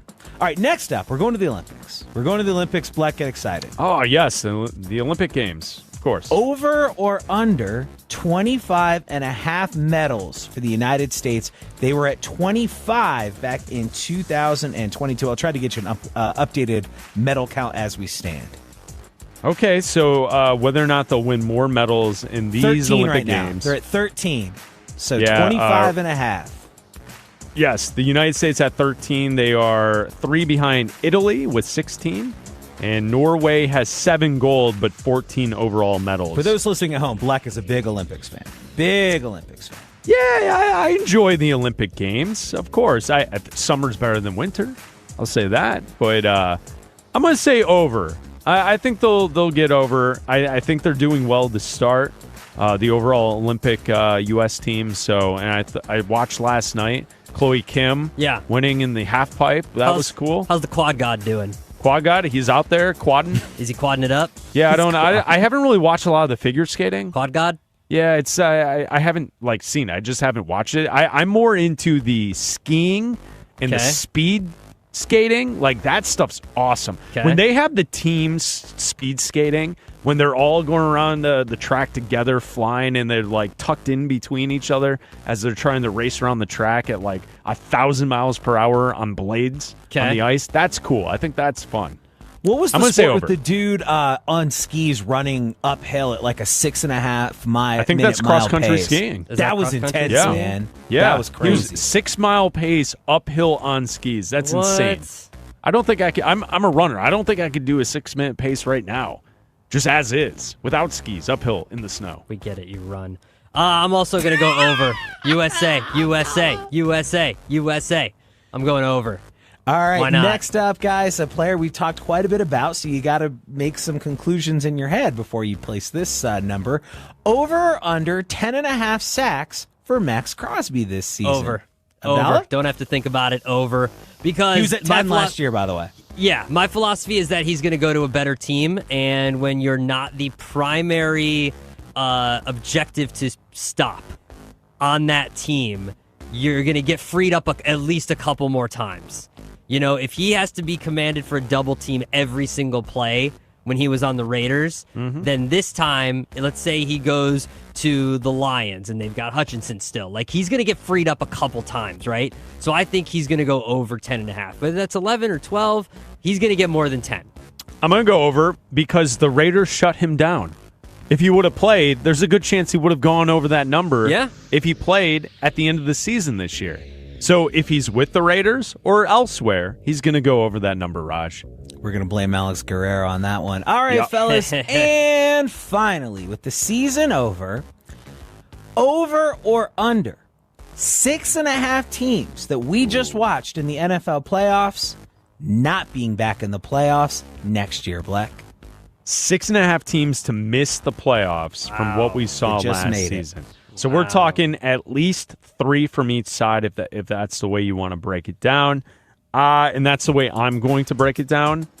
I'm going to say under. At this point, I think it's in vogue, and it's the sexy thing to suggest that we're going to get a clean turnover from one year to the next. With that said, especially in the AFC, a lot of the teams that made the playoffs have young quarterbacks. So I'm expecting some of those teams to be back, to be in contention. NFC, the same. NFC, I'm going to say it's going to be under the 6.5. I don't think you get 3 or more per each conference to miss. I just counted 5 potential teams that I think could miss. It's under. So that's under, yeah.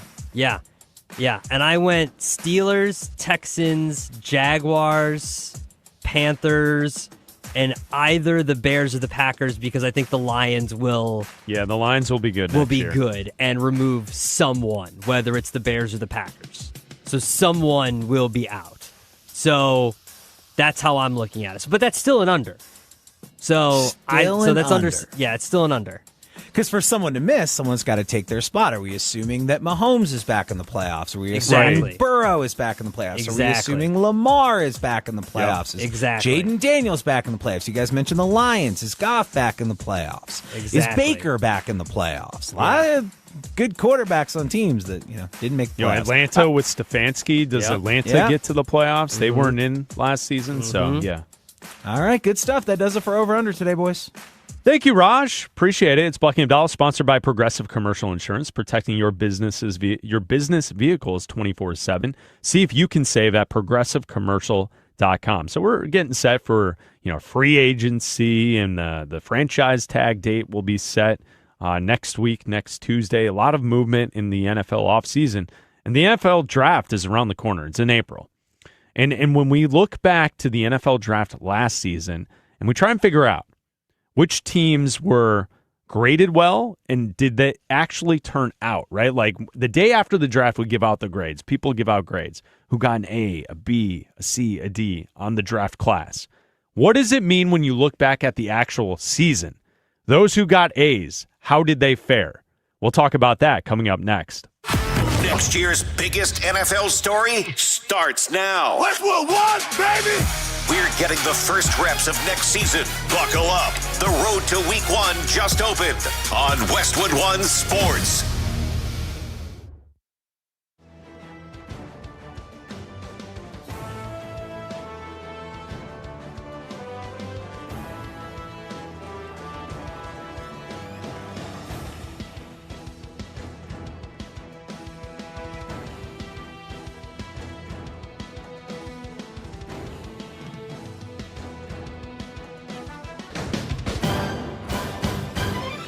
At the tone, the broadcast will begin in 4 minutes, 30 seconds.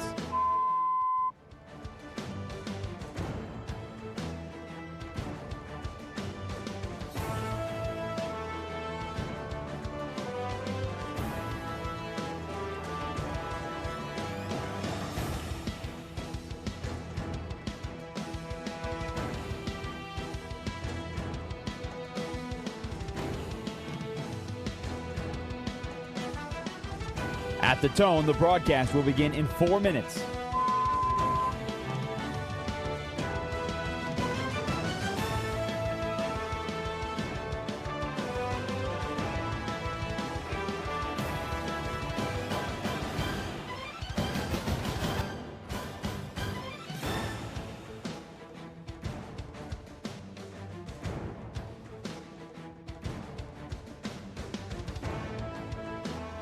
At the tone, the broadcast will begin in 3 minutes and 30 seconds.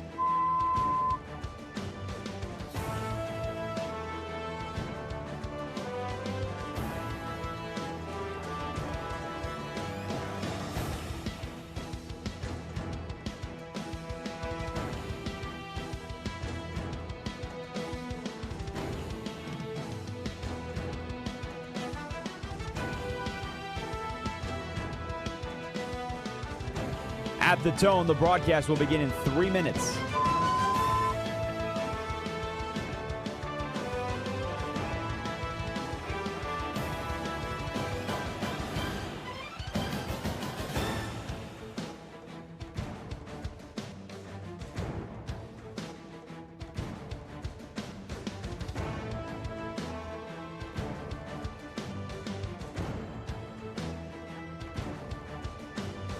At the tone, the broadcast will begin in 2 minutes, 30 seconds.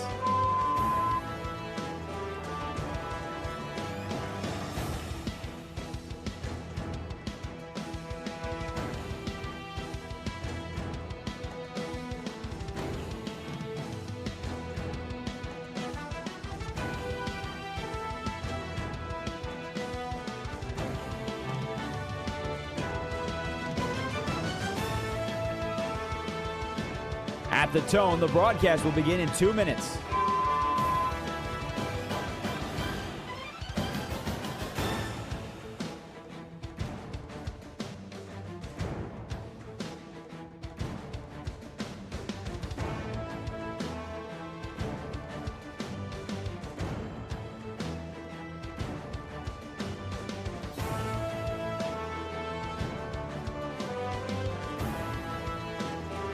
At the tone, the broadcast will begin in 1 minute, 30 seconds.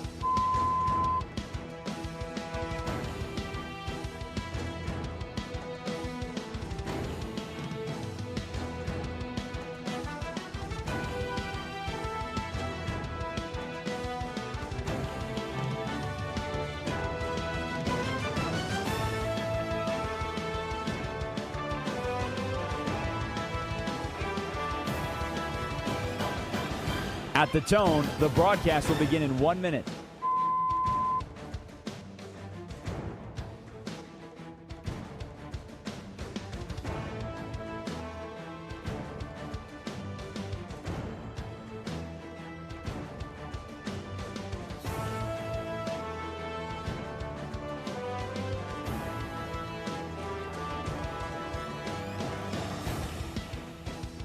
Stations, this is your final time check. At the tone, the broadcast will begin in 30 seconds.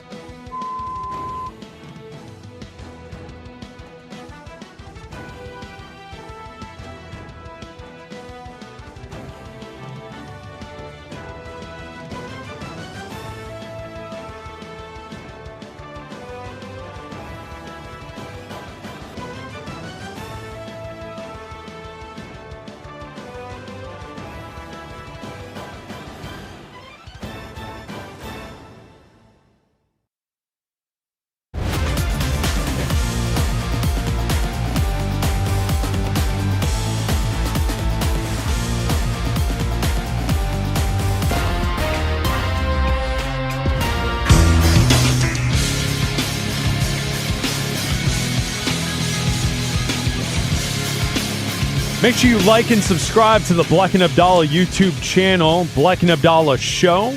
New content posted daily. Just make sure you like and subscribe to Bleck and Abdalla on YouTube, hanging out with you until 3 Eastern here on Westwood One Sports. I'm Chris Bleck along with Adam Abdalla.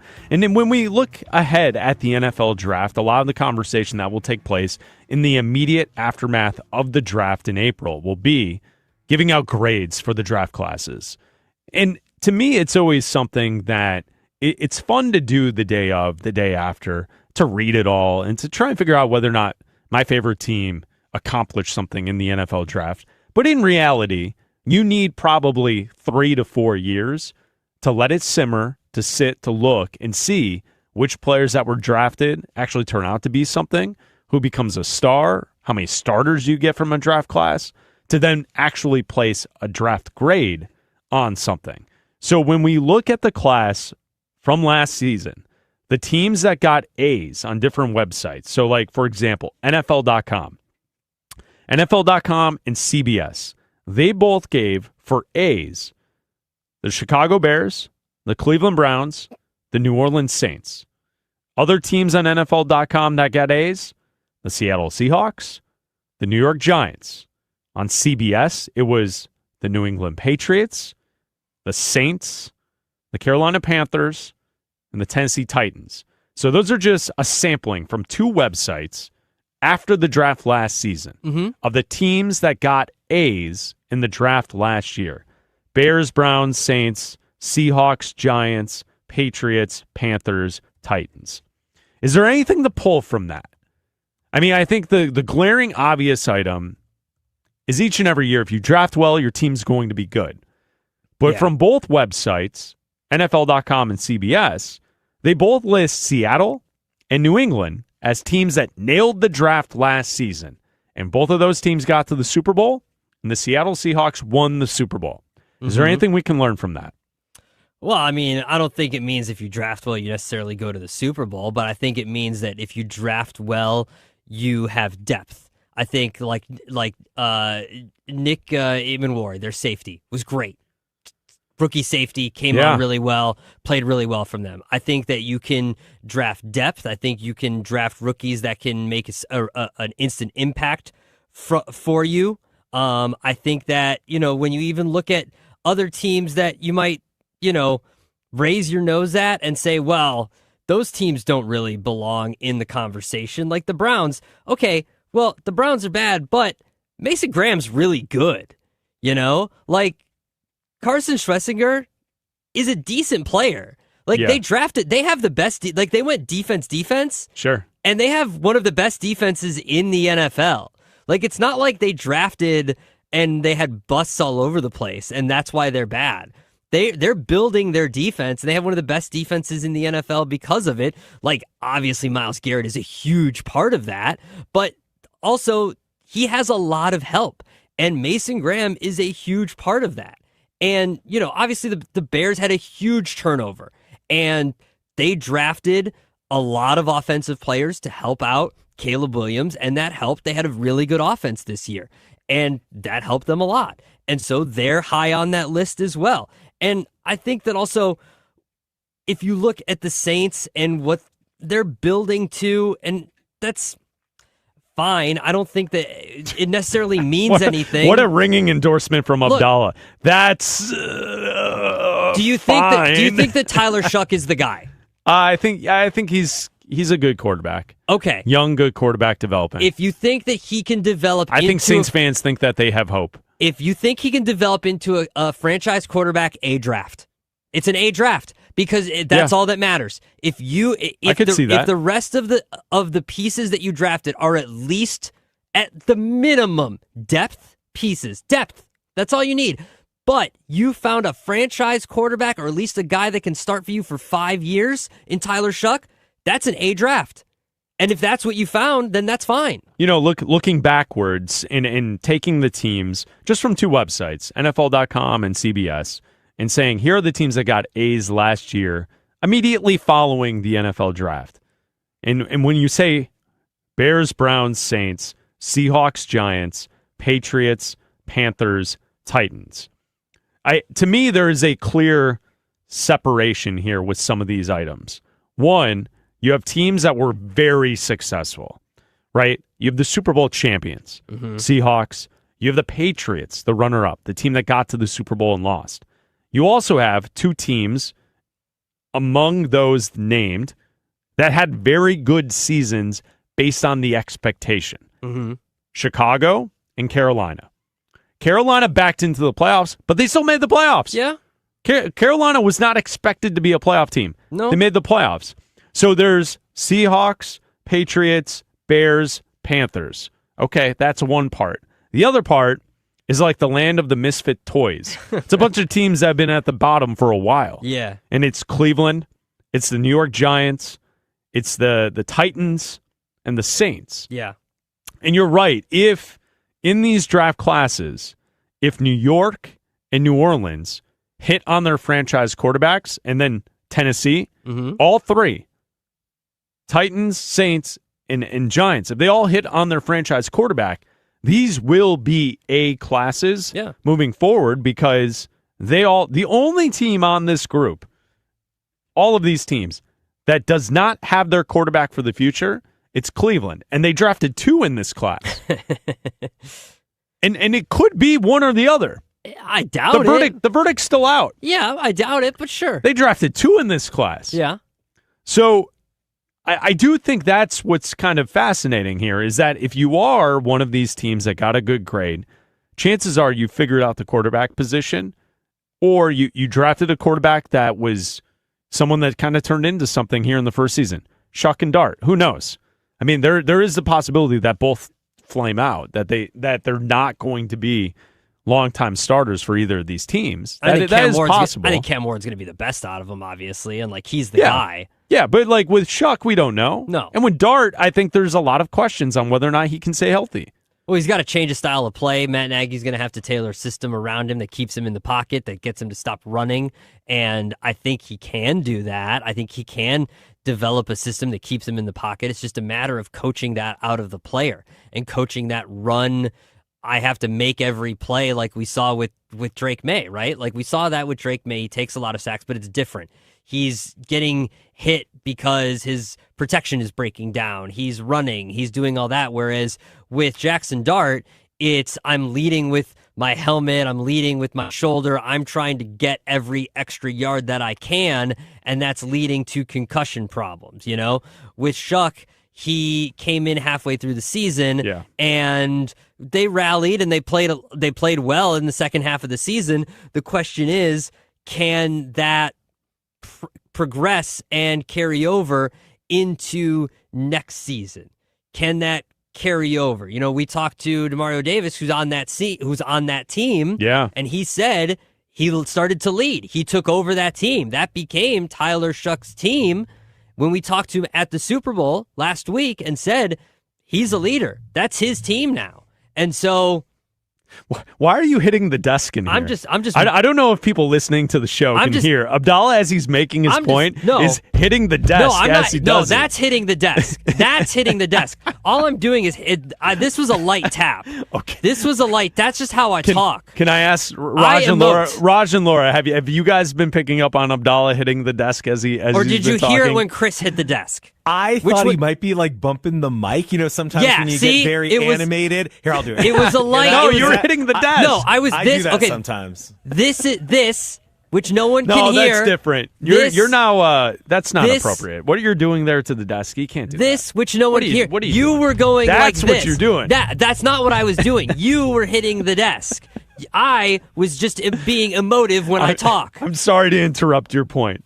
I was distracted. It's Bleck and Abdalla here on Westwood One Sports. Sorry, Egyptians are animated when we speak. He's telling you Cam Ward is the guy, and it's the best opening in the history of the National Football League. I had to call it out. I also want to say a shout out to Michael. He's in the YouTube chat. So if you go to our live YouTube stream, Bleck and Abdalla on YouTube, the Bleck and Abdalla Show, our stream is up there each and every day. Michael is listening to us on 103.5 WKXO in Kentucky. He's found us on YouTube. He's hanging out. So shout out to Michael for hanging out with us. Bleck and Abdalla each and every weekday, noon to 3 Eastern, right here on Westwood One Sports. Shout out. As Abdalla bangs the table. I was not. I was just talking and emoting, and you needed to. You hit the desk, and now you're knocking over waters. What are you doing? It's all right. There's equipment over here, man. Oh, we're good. You're gonna break stuff. Nah, it's fine. They're gonna be mad at us. Well, no, we're good. We put things back where it belongs. You're gonna be mad at us in this studio. So it's Bleck Abdalla here, and people in the YouTube chat watching the show live are saying that they could hear that you were banging. No, they heard you bang on the desk. They heard you. I'm just they throwing heard that out you, there. and the camera shook too. By the way, when you did that, no one could hear me. It's a One Direction mic. No one could hear that until you started shaking the desk. You don't. It's you can laugh about it. It's okay. Don't bring that hate on me. He's so upset now. Is he emoting right now, Bleck? He is. No, he is emoting. I'm not moving the rest of the show. I do think it's he's frozen. Abdalla's now frozen here in the studio. I do think when we look at the draft, though, it's always interesting to add in what the grades were, because that's what's going to happen. The draft's going to take place in April. You're going to throw out all the draft grades, and people are like, "Yeah, what does it really matter?" Actually, it kind of mattered to some. Like Seattle, they're drafting well, and they just won the Super Bowl. Mm-hmm. So it's something to keep our eyes on. It's Bleck Abdalla. Coming up next, Max Crosby spoke, and also the Eagles. Will they trade A.J. Brown? That's next here on Westwood One Sports. This is Westwood One Sports.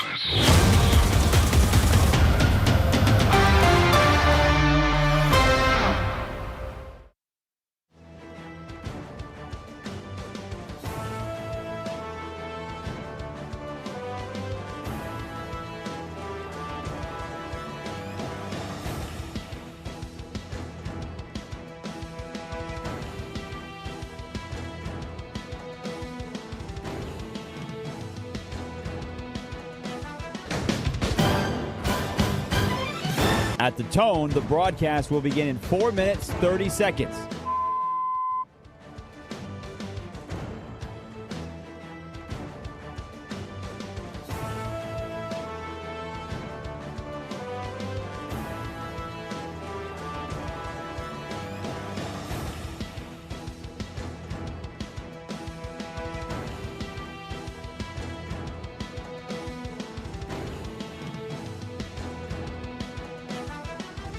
At the tone, the broadcast will begin in 4 minutes.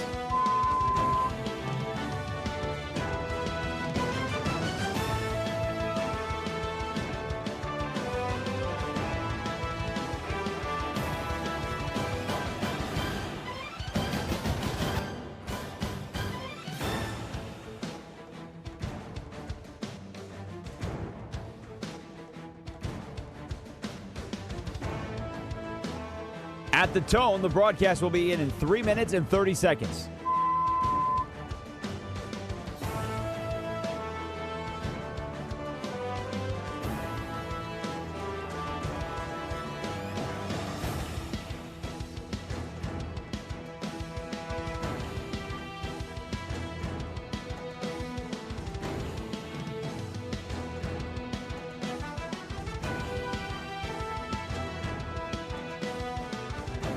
At the tone, the broadcast will begin in 3 minutes.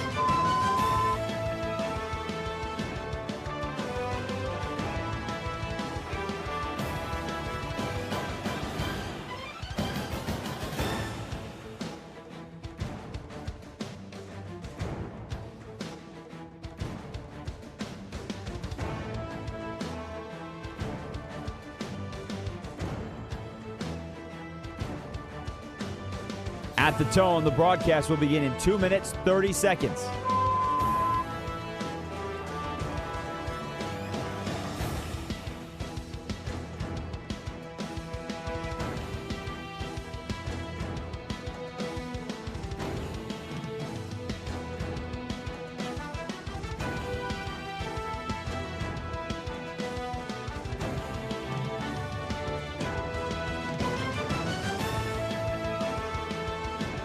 At the tone, the broadcast will begin in 2 minutes.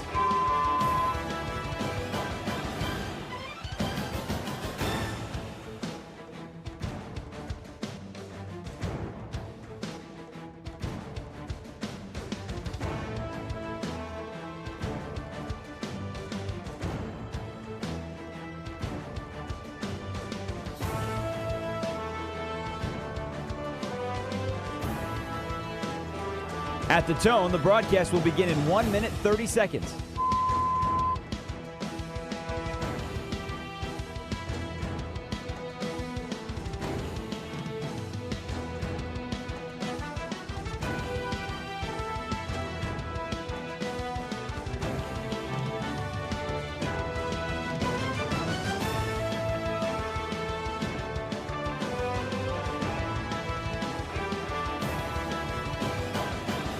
At the tone, the broadcast will begin in 1 minute.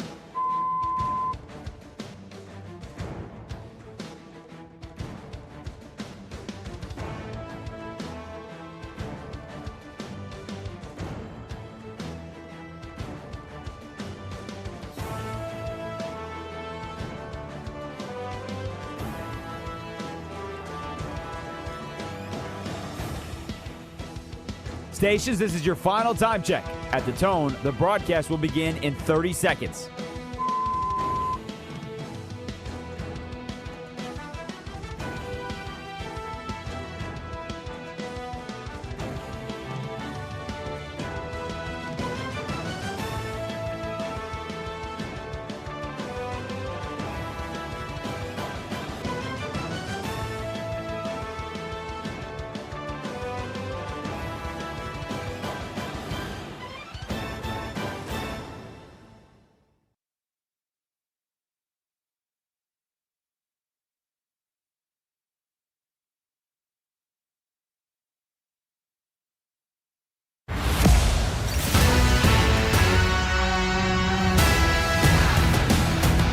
This is Bleck and Abdalla on Westwood One Sports.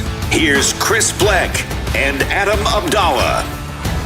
That's right. We'll be on until 3 Eastern, and then Jim Rome takes over right here on Westwood One Sports, the Westwood One Sports app, SiriusXM Channel 375, and all of our great affiliates on the radio across the country. It's Bleck and Abdalla live from Chicago. I'm Chris Bleck along with Adam Abdalla. If you want to join the conversation today, you can call us at 310-840-4910.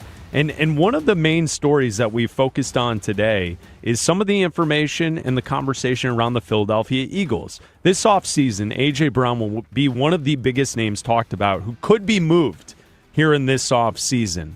And with the Eagles and the options that they have, because they need to improve that offense, I think there's a lot up in the air right now with the Eagles heading into this offseason. Well, they've had a lot of change, coordinator change, offensive line change, and their offense was really to blame for a lot of their struggles. I mean, they went an entire half during a game where they didn't complete a pass. A.J. Brown had monumentally bad drops in the playoff game against the San Francisco 49ers, and at times, they talked about it. They just weren't together. They were talking about relationship issues between him and Jalen Hurts and how they weren't getting along off the field, and they had to say, no, we're fine, and all this kind of stuff. It was just bad all around the Philadelphia Eagles, and honestly, A.J. Brown, we say he's a top 5 receiver. Everybody says he is.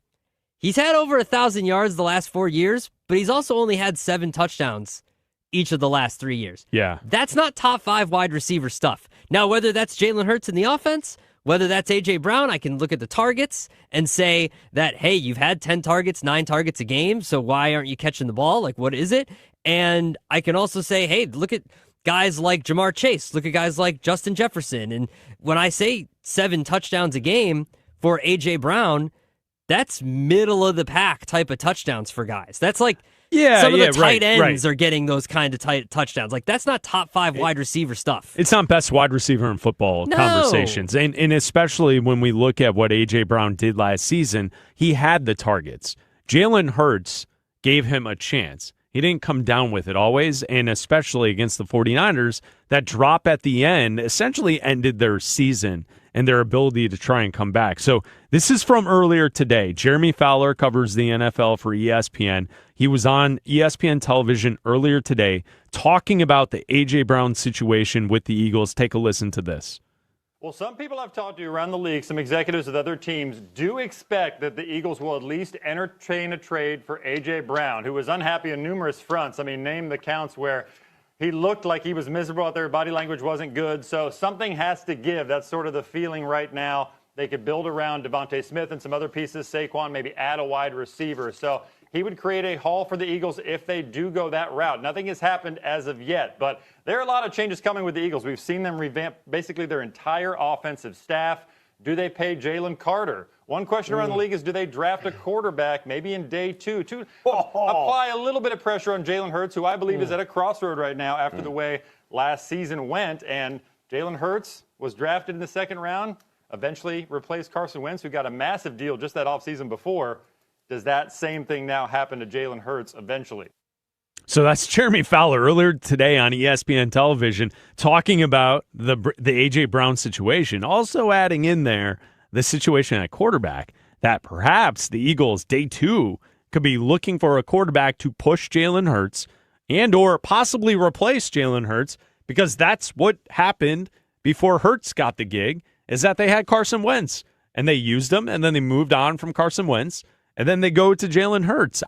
That would be very surprising to me if that's the approach that Philadelphia takes this offseason. I think Jalen Hurts is a good quarterback. Yeah, so do I. I mean, there's conversation during the season that might be the case this offseason, that they would either look to add a better backup or draft a quarterback that would push Jalen Hurts, because that's been the conversation. The conversation after the Super Bowl, like right after, was, Saquon Barkley was the guy that carried this team. And Jalen Hurts is a winner, but when they added Saquon Barkley, that was what really pushed them over the edge. And it was the offensive line, and it was the running game, and it wasn't really Jalen. And Jalen made plays when he had to, but this isn't really a team that's driven by the quarterback. It's the best offensive line in the NFL when they won the Super Bowl.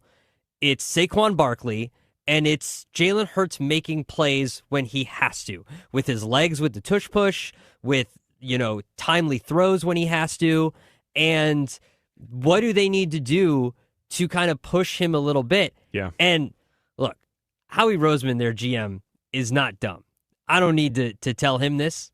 We are the number one show with GMs. Bleck and Abdalla here, number one show with GMs. Are we really? Did Mike Mayock sign off on that last week? Yeah, number one show with GMs around the country. I think after last week at the Super Bowl at Radio Row, I think we're in with Mayock. I think we are too. I think he liked us in person. The first time we talked to him, maybe not so much. I don't think he cared for the cut of your jib the first time on the phone, but I think he liked us in person. I think the second time around, I think he might. So I think we're the number. Isn't that the story of Bleck and Abdalla? Yeah. The story of Bleck and Abdalla is the first time, I'm not so sure. Second time, all right, now we're boys. We grow on you. Yeah, there you go. Yeah. There, cut that into a promo. There it is. First time, not the best. Second time, now I'm in. There you go. So I think that he knows you're not drafting anybody in this draft that's going to push Jalen Hurts. No. Ty Simpson, Alabama's not pushing Jalen Hurts. Carson Beck from Miami's not pushing Jalen Hurts. No, but if you wanted to sign Malik Willis, okay, maybe. But even that's not pushing. That's an in case Jalen Hurts gets hurt. Then you've got someone that can maybe run the same style of offense. Am I crazy? What are we talking about? I It's know. Jalen Hurts. I understand. He had 25 touchdowns, 6 interceptions last season. Look, you're preaching to the choir here. I love Jalen Hurts. I think he's a great quarterback. I don't know if he's a top 10 quarterback, but he's a winner. But when he plays his best, he's in the conversation on whether or not he should be a top 10 quarterback. Yes, absolutely. And I get, not everyone can have the best quarterback in football. Sometimes that's good enough to win with. So, what are we talking about here? Pushing Jalen Hurts. But it's the obvious with the Eagles. You have to have a great offensive line, and when they had turnover on their offensive line, that's when they started to struggle. That's when Saquon Barkley didn't have as good of a year. That's when they started getting to Jalen Hurts. That's when the protection broke down. It's because of the turnover on the offensive line. It's not because Jalen got worse. It's not because of miscommunications. It's because of the offensive line. That's what it is. It's Bleck and Abdalla here on Westwood One Sports and the Westwood One Sports app, talking NFL with you at 310-840-4910. So that's the situation with Philadelphia. Over the last couple days, the Raiders have announced their new head coach, Clint Kubiak. He spoke to the media the other day. We carried some of that here on the program. And then also, Mark Davis spoke to the media, and both had very good things to say about Max Crosby. And Max Crosby's in the conversation of the big names that we have to watch here in the offseason in the NFL, whether or not he will be moved. And that's something we're going to keep our eyes on. And the Raiders organization is on the record now, head coach and owner, saying that they want Max Crosby to be a Raider. The problem with that is last week during the Super Bowl, it was reported by Jay Glazer of Fox that Crosby's done with the Raiders. He wants out. So there's a little back and forth going now with the Raiders and Max Crosby. Yesterday on Jim Gray's Let's Go podcast, Max Crosby had this to say about the rumors around him being traded in this offseason. My focus has been on getting healthy because that's all I can control right now. That's all that matters to me is being with my daughters and being with my wife and taking care of myself. People are going to have rumors. I just looked at my phone. I've been working all morning. I got another, everyone's hit me up. Did you say this? I can't control that. You earn that as a player. If I wasn't doing the right things and if I wasn't the person and player I was, people wouldn't be talking about all the nonsense. But that's what comes with it. If you have drama, if you have a losing season, they just try to throw gasoline on the fire and make, things a certain way. And for me, I know what I'm about. I know what I represent. You know what I mean? I really don't care what everybody has to say. I used to a lot as a young guy. I really don't give a damn. People could have their own opinions. I know what's going on. I know my truth. And I don't need to sit here and keep, rehashing it to people that don't know what's going on. So I don't even waste time with it. So there you go. That's Max Crosby on the Let's Go podcast with Jim Gray. He doesn't waste time with it. I love Max Crosby. He's a player that shows up. He wants to play. And the Raiders wanted to tank, so they held him out at the end of the last season.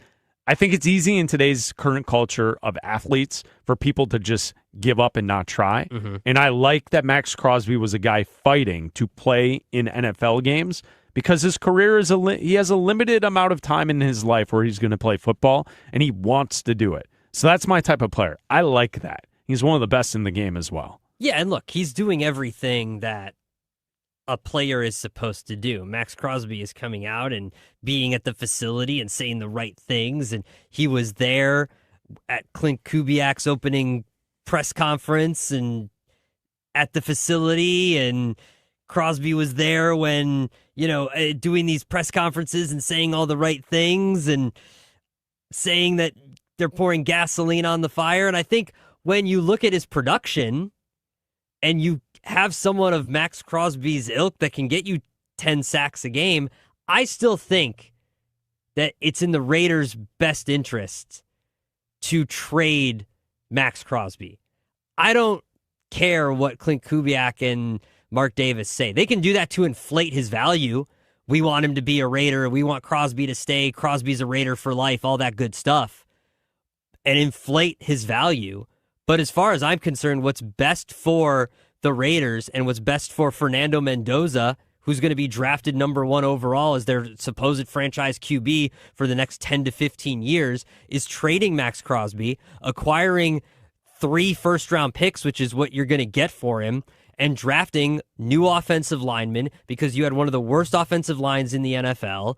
You had Ashton Genty, who was getting hit behind the line of scrimmage because your offensive line was so bad, and that's how you're going to ruin a new quarterback. You're going to get a quarterback who's going to come in here, who's coming off of a national championship and who had one of the better offensive lines in the NFL, and Fernando Mendoza is going to come in here and get ruined because you're not going to have a good offensive line. Trade Max Crosby, build up your offensive line, get him some weapons to help, and start fresh.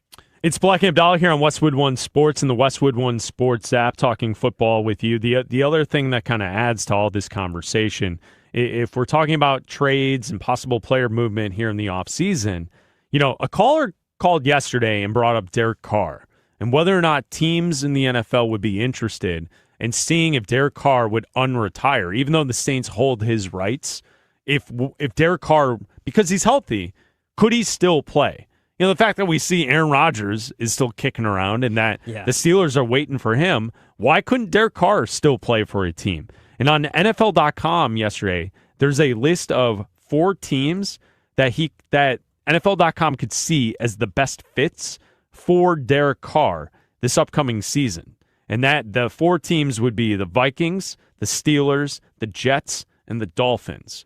And ideally, with the Steelers situation, right, are they going to wait out Aaron Rodgers? And if so, if they do wait out Aaron Rodgers, is Derek Carr better than Aaron Rodgers at this point? I kind of think he might be. I think they're on the same level, but he would be younger, a little bit more healthier than Aaron Rodgers at the end of a season. I think That's the way I'm leaning. Now, with the Vikings, that would be a major upgrade for the Minnesota Vikings. If the Vikings were able to pull that off, that would be a big deal. The Jets obviously had terrible quarterback play last year. So for the Jets, it would make a lot of sense. And the Dolphins, I think Derek Carr could be better than Tua Tagovailoa as well. It's got to be the right situation because it can't be a stopgap quarterback to come in like for the Raiders or something like that, where you've got if you trade Max Crosby and it's a bad defense, it can't be that. It can't be that. It's got to be a situation like you mentioned with the Vikings, where you have a solid defense that can support if he's not good anymore, right?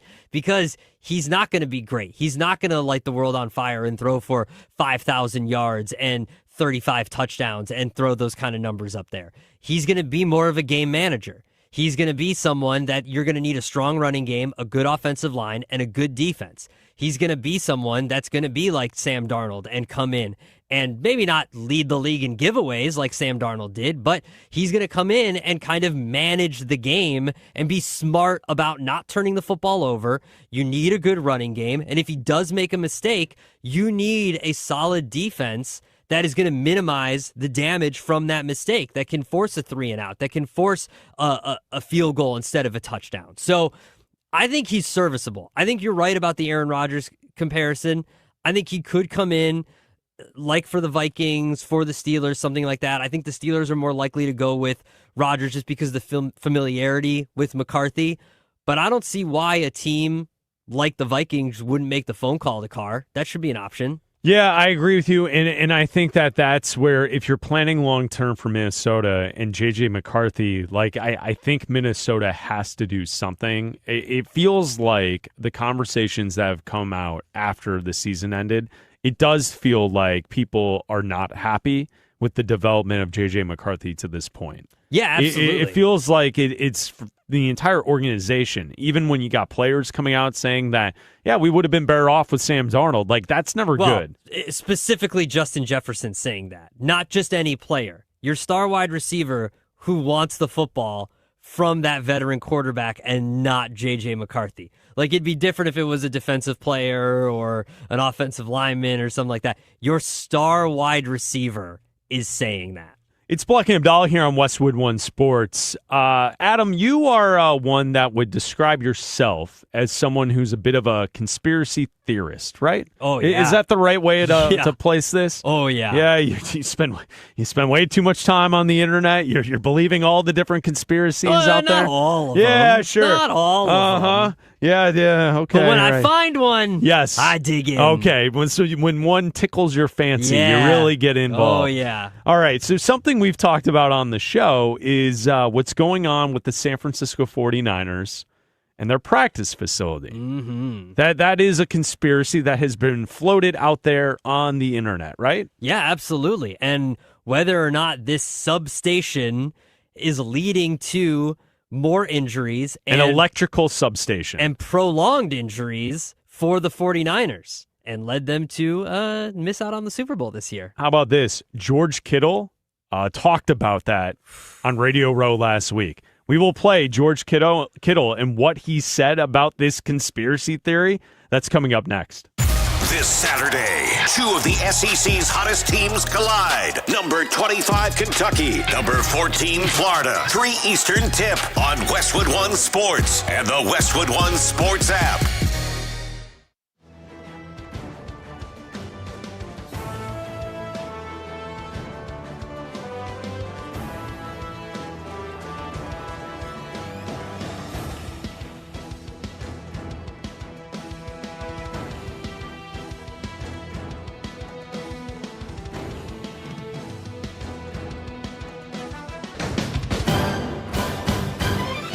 At the tone, the broadcast will begin in 4 minutes, 30 seconds.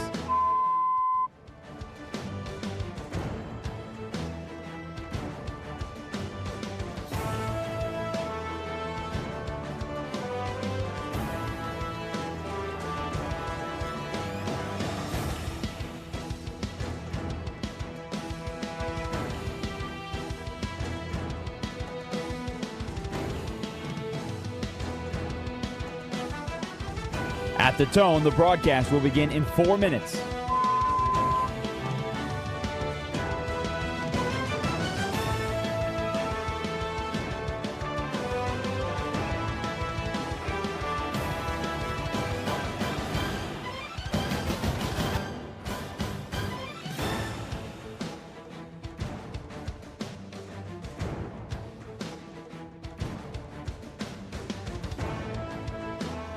At the tone, the broadcast will begin in 3 minutes and 30 seconds.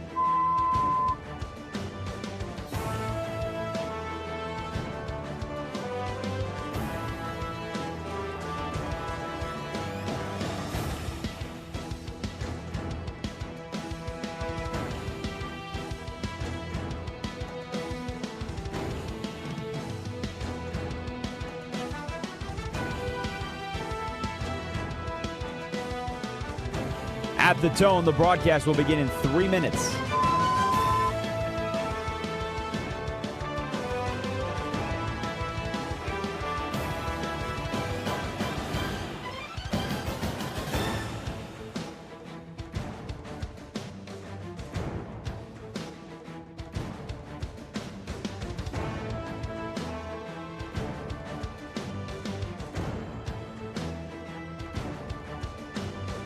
At the tone, the broadcast will begin in 2 minutes, 30 seconds.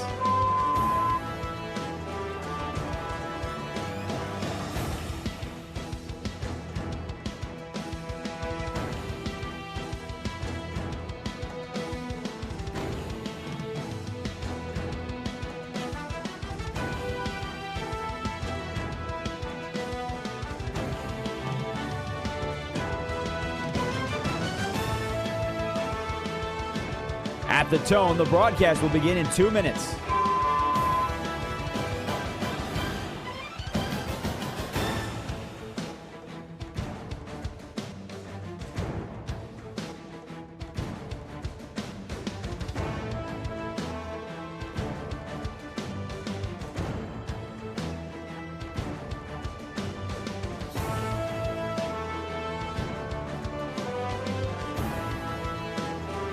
At the tone, the broadcast will begin in 1 minute, 30 seconds.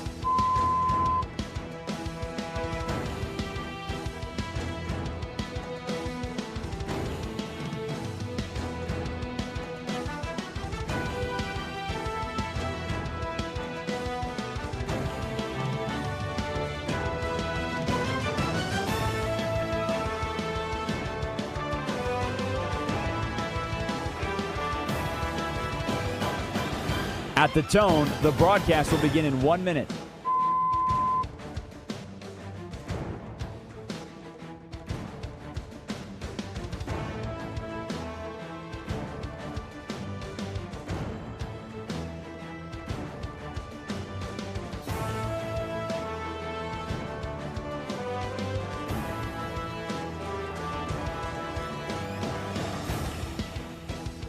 Stations, this is your final time check. At the tone, the broadcast will begin in 30 seconds.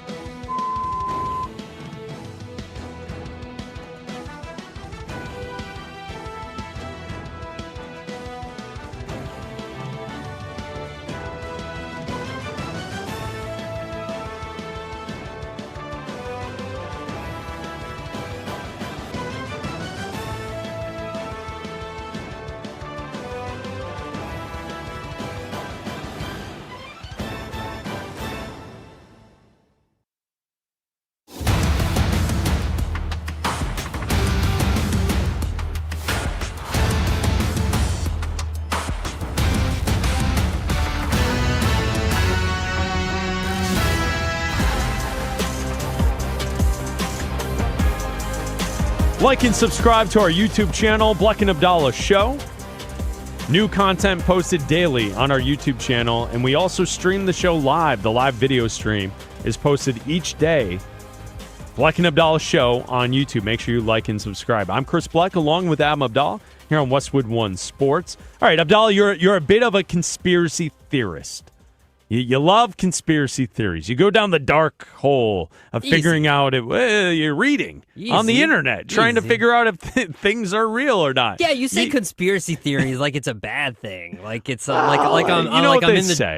in the dark web. No, well, some people would suggest that those who believe in conspiracy theories, just they maybe they're lonely. They just need something to kind of think about to make them believe that their problems are someone else's cause.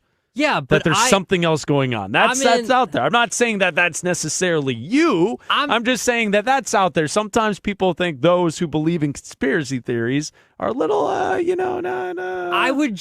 with it. I would just suggest to people in your free time when you get a moment. Yes. When you're doing your scrolling. Yeah. At work or when you have at night. Bathroom break all day, whatever. When you're on the train, when you're driving the work. I mean, come on, don't scroll and drive. Well, what are you telling people to do? What's wrong with you? I'm not telling people to do it, but I'm being a realist. People do that. What's wrong with you? People scroll while they're doing everything. You had a story yesterday about people scrolling while they're mid, with a partner. Coitus.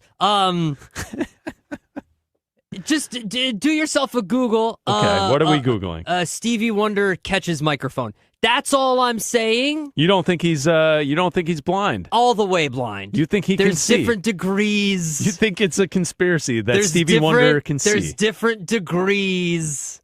All right. Of blindness is all I'm saying. Okay, in the NFL, it's Bleck Abdalla here. Just look it up. Yeah, we will look it up. Sure. No, you won't. In our off time. Bleck Abdalla, Westwood One Sports. In the NFL, there is a conspiracy that seems to be picking up momentum. The conspiracy is this. The San Francisco 49ers are often injured, and people believe that there is a correlation between the injuries with the San Francisco 49ers and the fact that their practice facility and stadium are next to an electrical substation. Mm-hmm. So there's an electrical substation in close proximity to the practice facility, the practice fields, and where the San Francisco 49ers train.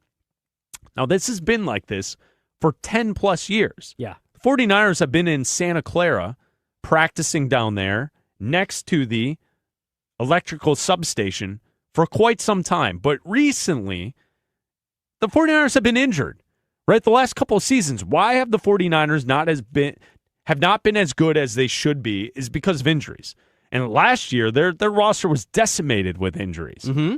And so there was a doctor, and I say that in air quotes, and that's not to be offensive to any doctors out there. It's a social media doctor started posting this season. It was the kid that pretended. Do you remember that? When he was pretending to be a doctor? Like 10 years ago, that pretended to be a doctor. I got away with it for like a year. How did Netflix not turn that into a TV show? Not yet. Kid doctor? A documentary. I want that. Right?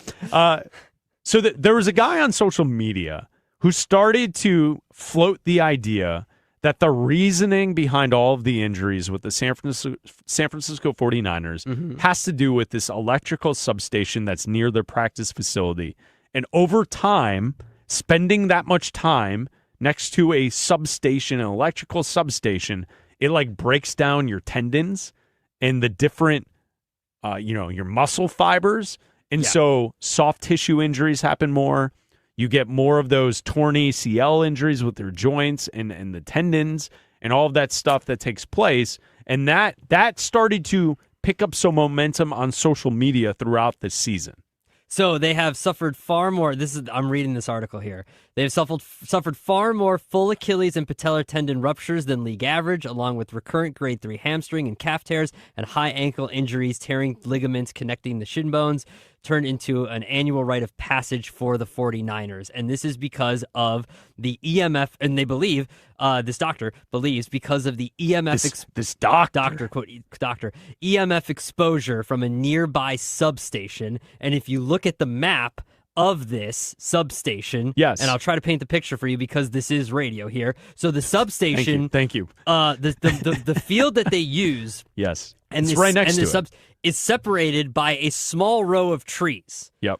And that's all that separates it. And then on the other side is also Levi Stadium. Yeah, it's all right there. It's all right there. It's where the Super Bowl was played. Absolutely. Just days ago. Yeah. It's all right there. Now, last week for the Super Bowl, we were in San Francisco, and we were trying to get you to go down to the electrical substation to get a reading to try and figure out some investigative reporting. Yep. I know you're Adam Abdalla, but I know you strive to be Pablo Torre. Yeah. You want to have the investigations. You Yes. want us to be the leader in investigations in the sports world. True. So what happened? You didn't go last week. What the hell's that about? We Well, were there. yes. We were in the Bay Area. We had a chance. Yeah. What happened? Yeah, well, the thing is this. Not only did the teams choose to practice in San Jose and at Stanford and to keep away from the EMF, Sure. the substation, but as a elite athlete, I chose to myself. You're an elite athlete? My golf game could not suffer anymore. Being around the substation? I'm trying to break 90 this year. And I believe. And you think the electrical substation would have affected that? My bum shoulder cannot handle any more wear and tear. All right. So you just didn't go. Yeah, I didn't want to go. Okay. All right. You didn't want to take the hour drive No, and the hour I'm not back. taking an hour-long drive there and back. So Greg Kittle last week during the Super Bowl Radio Row scrum, he was asked about this conspiracy theory, and he talked about it. Here's 49er tight end Greg Kittle. I think one of my teammates put it really good, Kyle Juszczyk, our fullback, and he said, as a professional athlete, you're always trying to get 1% better. Like, is this ice tub, is this rehab recovery thing, is this red light therapy, does it make me 1% better? Because then you can stack all those up and you're like, hey, you're 3% better than the next guy because you're doing all this stuff. If something's affecting you like negatively 0.25%, you'd want to know about it. Like whether it's, hey, this type of cleat is hurting me, this type of shoulder pads is like increasing my risk to get hurt, you'd probably change that. So I think all we're saying is, as players, is like, we would just like to look into it to make sure it's not something. Right. That's what I would just appreciate. Like, hey, this isn't going to affect you guys. And then if they come out and they do some research, like, no, you guys are good, then I don't think we'll think about it. Now, one thing that messes me up with it, this is tough. My rookie season, there used to be trees in between the electrical substation and our practice facility. And there's a fence there too. And above the fence, all the trees had no leaves on them, year round. That's kind of weird. All dead. There's a couple bunches of leaves every once in a while. And it was like that. And no one notices it until you point it out to people. Like, I didn't point it out to Coach Shanahan until like 2021. Yeah. Like, a vet pointed out to me my rookie season. I was like, that's kind of weird. Yeah, it is what it is. But then this year, the NFL came in and cut them all down. So they're not there anymore, so no one can see them. So it's only us vets that know that was the truth. I don't think anyone's talked about that yet, but that one messed me up. I was like, oh my goodness, there's no leaves on these trees. Why? So there you go. George Kittle, 49ers tight end, talking about the trees in between the electrical substation and the practice facility for the 49ers. He was talking with Jordan Rose of Complex last week before the Super Bowl.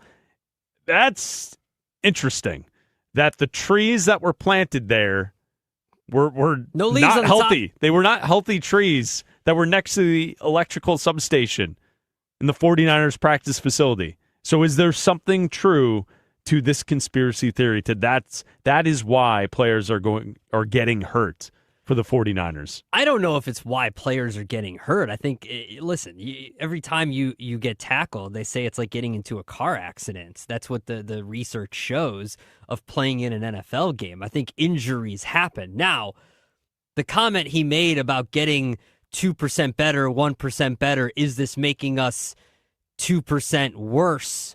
Or is our recovery 2% longer? Or does that affect it? Maybe that does, because everybody, like we were joking, do you believe in the red light therapy? Do you believe in ice baths? Do you believe in cryotherapy? Do you believe in all that kind of stuff? These athletes will put, and these teams will put so much money and time and research into their bodies to be the top 1% of the 1% of athletes that it might, and look, here's the thing. If one high-profile athlete believes it, there will be a trickle-down effect.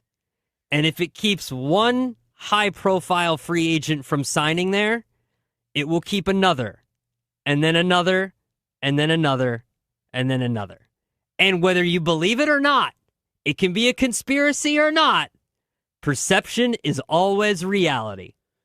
and whether it could take, because how are you going to prove this is or not? Like, there's no way. Well, I would say the one thing with that is I think George Kittle makes a great point with that you're always, as an athlete, looking for 1%, one little piece that you can be better. So whether or not you can prove that the electrical substation is actually causing more injuries with the San Francisco 49ers, if there is a belief, like you said, if there's one player that believes that it is possible that that's the case, then that's not getting you closer to 1% better. Exactly. You see what I'm saying? If you're just trying to be the absolute optimal performance for yourself and then for the team, it is something you have to look at.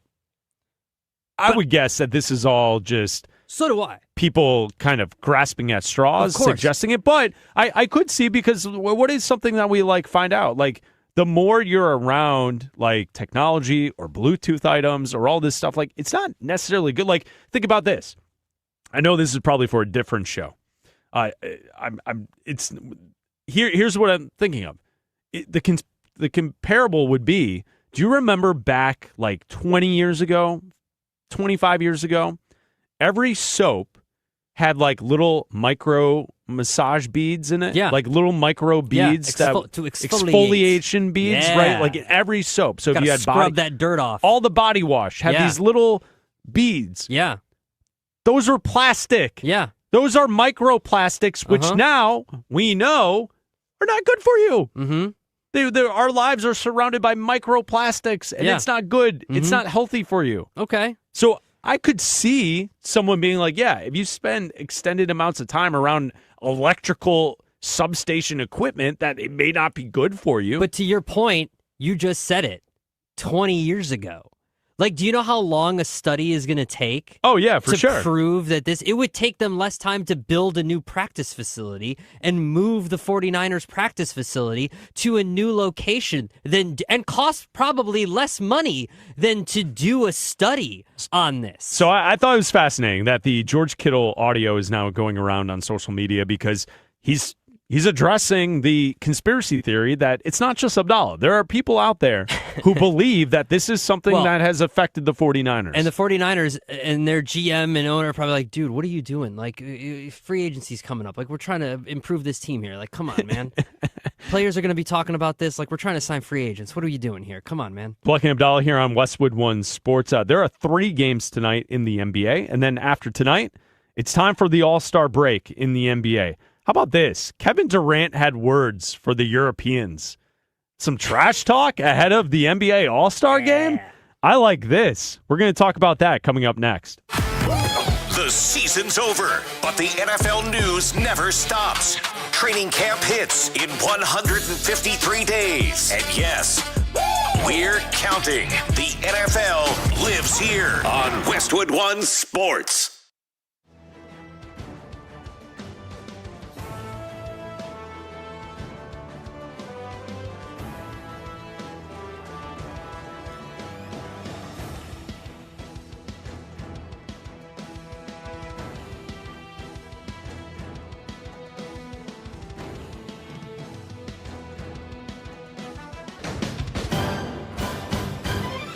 At the tone, the broadcast will begin in 4 minutes, 30 seconds.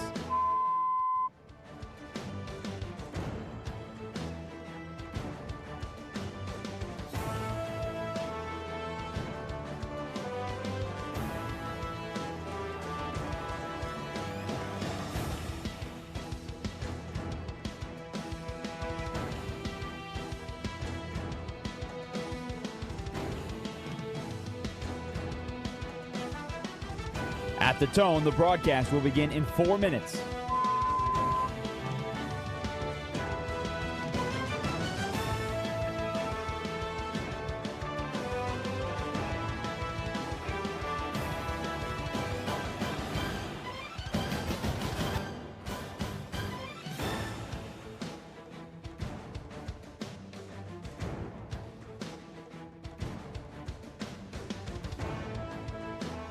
At the tone, the broadcast will begin in 3 minutes and 30 seconds.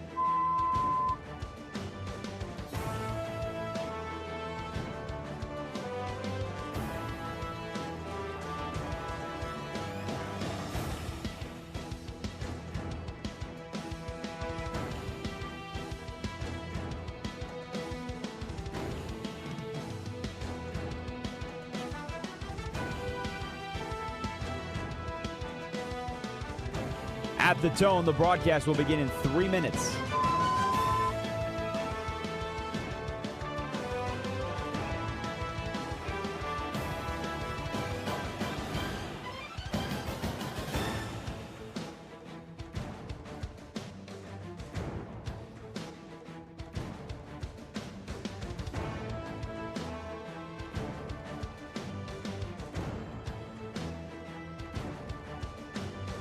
At the tone, the broadcast will begin in 2 minutes, 30 seconds.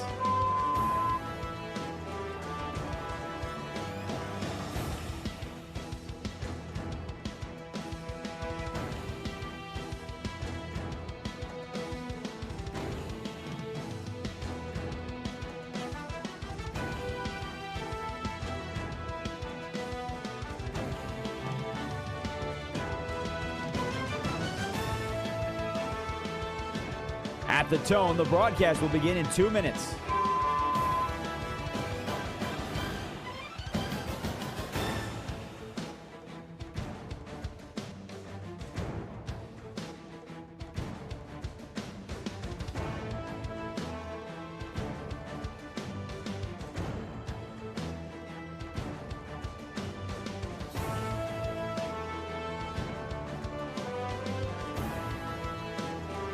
At the tone, the broadcast will begin in 1 minute, 30 seconds.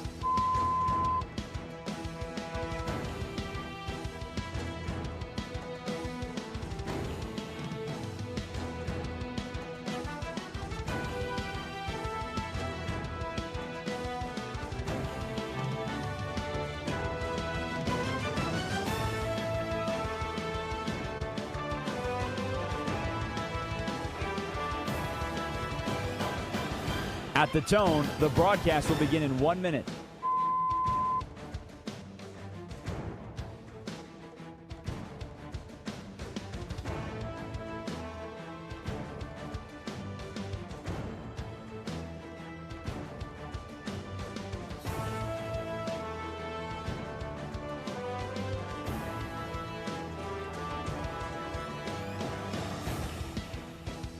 Stations, this is your final time check. At the tone, the broadcast will begin in 30 seconds.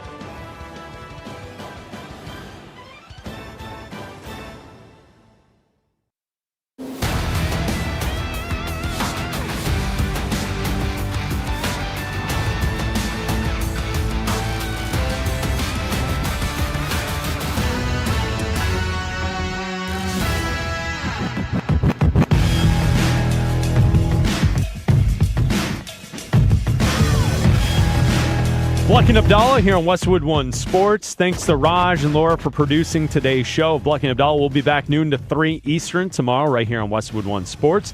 Jim Rome is coming up in 17 minutes right here on Westwood One Sports. Make sure you check out our podcast, Apple, Spotify, and Odyssey, and also like and subscribe to our YouTube channel at Bleck Abdalla Show. New videos posted each and every day, and you can watch the show, the live stream of the show, right there on YouTube, Bleck Abdalla Show. Each and every day right here on Westwood One Sports. This weekend is NBA All-Star Weekend. We have 3 games left in the NBA tonight before we get to the All-Star break. And then we have Friday night, the Rising Stars game. We have the Celebrity game that takes place on Friday. Saturday, you have NBA All-Star Saturday night with the three-point contest, the Shooting Stars contest, the Slam Dunk contest. Abdalla's really excited for the Slam Dunk contest. How dare you? You'll be able to name all the participants in that one. Play a fun game. Name the participants, and I'll try to say where they play. Honestly, I don't even know. I thought I saw a name the other day who's going to participate, but yeah, it's the main event is now the three-point contest. That's the main event. And then Sunday, we have the NBA All-Star Game. Now, for the NBA All-Star Game this year, what has happened is that with the two conferences, they listed off the All-Stars for the Eastern and the Western Conference, and then they broke them into groups for the United States and then the world team. So you have the world team and the USA, and what from that group of players that were selected as all-stars, they have now broken up into smaller groups. So there's 2 teams from the USA, Team Stars and Team Stripes. So 2 separate teams for the USA, and then Team World. Okay, the latest information with Team World is that Giannis Antetokounmpo is officially out for the All-Star game on Sunday. The Bucks just announced that moments ago. I believe De'Aaron Fox will replace him as an All-Star, and then they're going to move some bodies around. I believe Norman Powell is a USA player, but he's also competed for a different country in the Olympics, so he's now moving to Team World. He's defecting? Dude, this whole thing is just convoluted, and it's just such a wild Has he gimmick. got dual citizenship? He's got Such a another wild passport? gimmick. This is how the night will go. So you got 3 teams. 2 teams from the U.S., Team Stars and Stripes, and then Team World.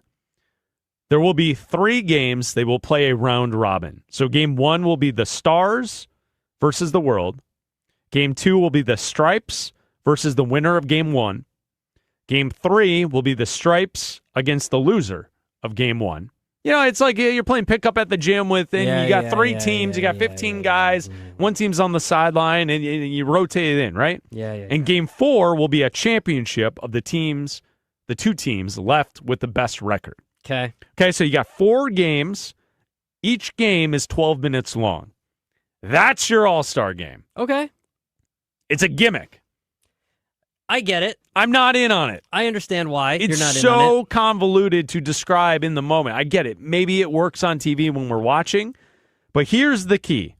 There's been a little, dust up, a little controversy here heading into the weekend because Kevin Durant was asked about the All-Star game, and the question posed to Kevin was, do you think this new format will get players to compete? And that was asked to Kevin Durant last night. You should ask the Europeans, if the world team, if they're going to compete. I mean, because we look at Luka Doncic and Nikola Jokic now. Let's go back and look at what they do in the All-Star game.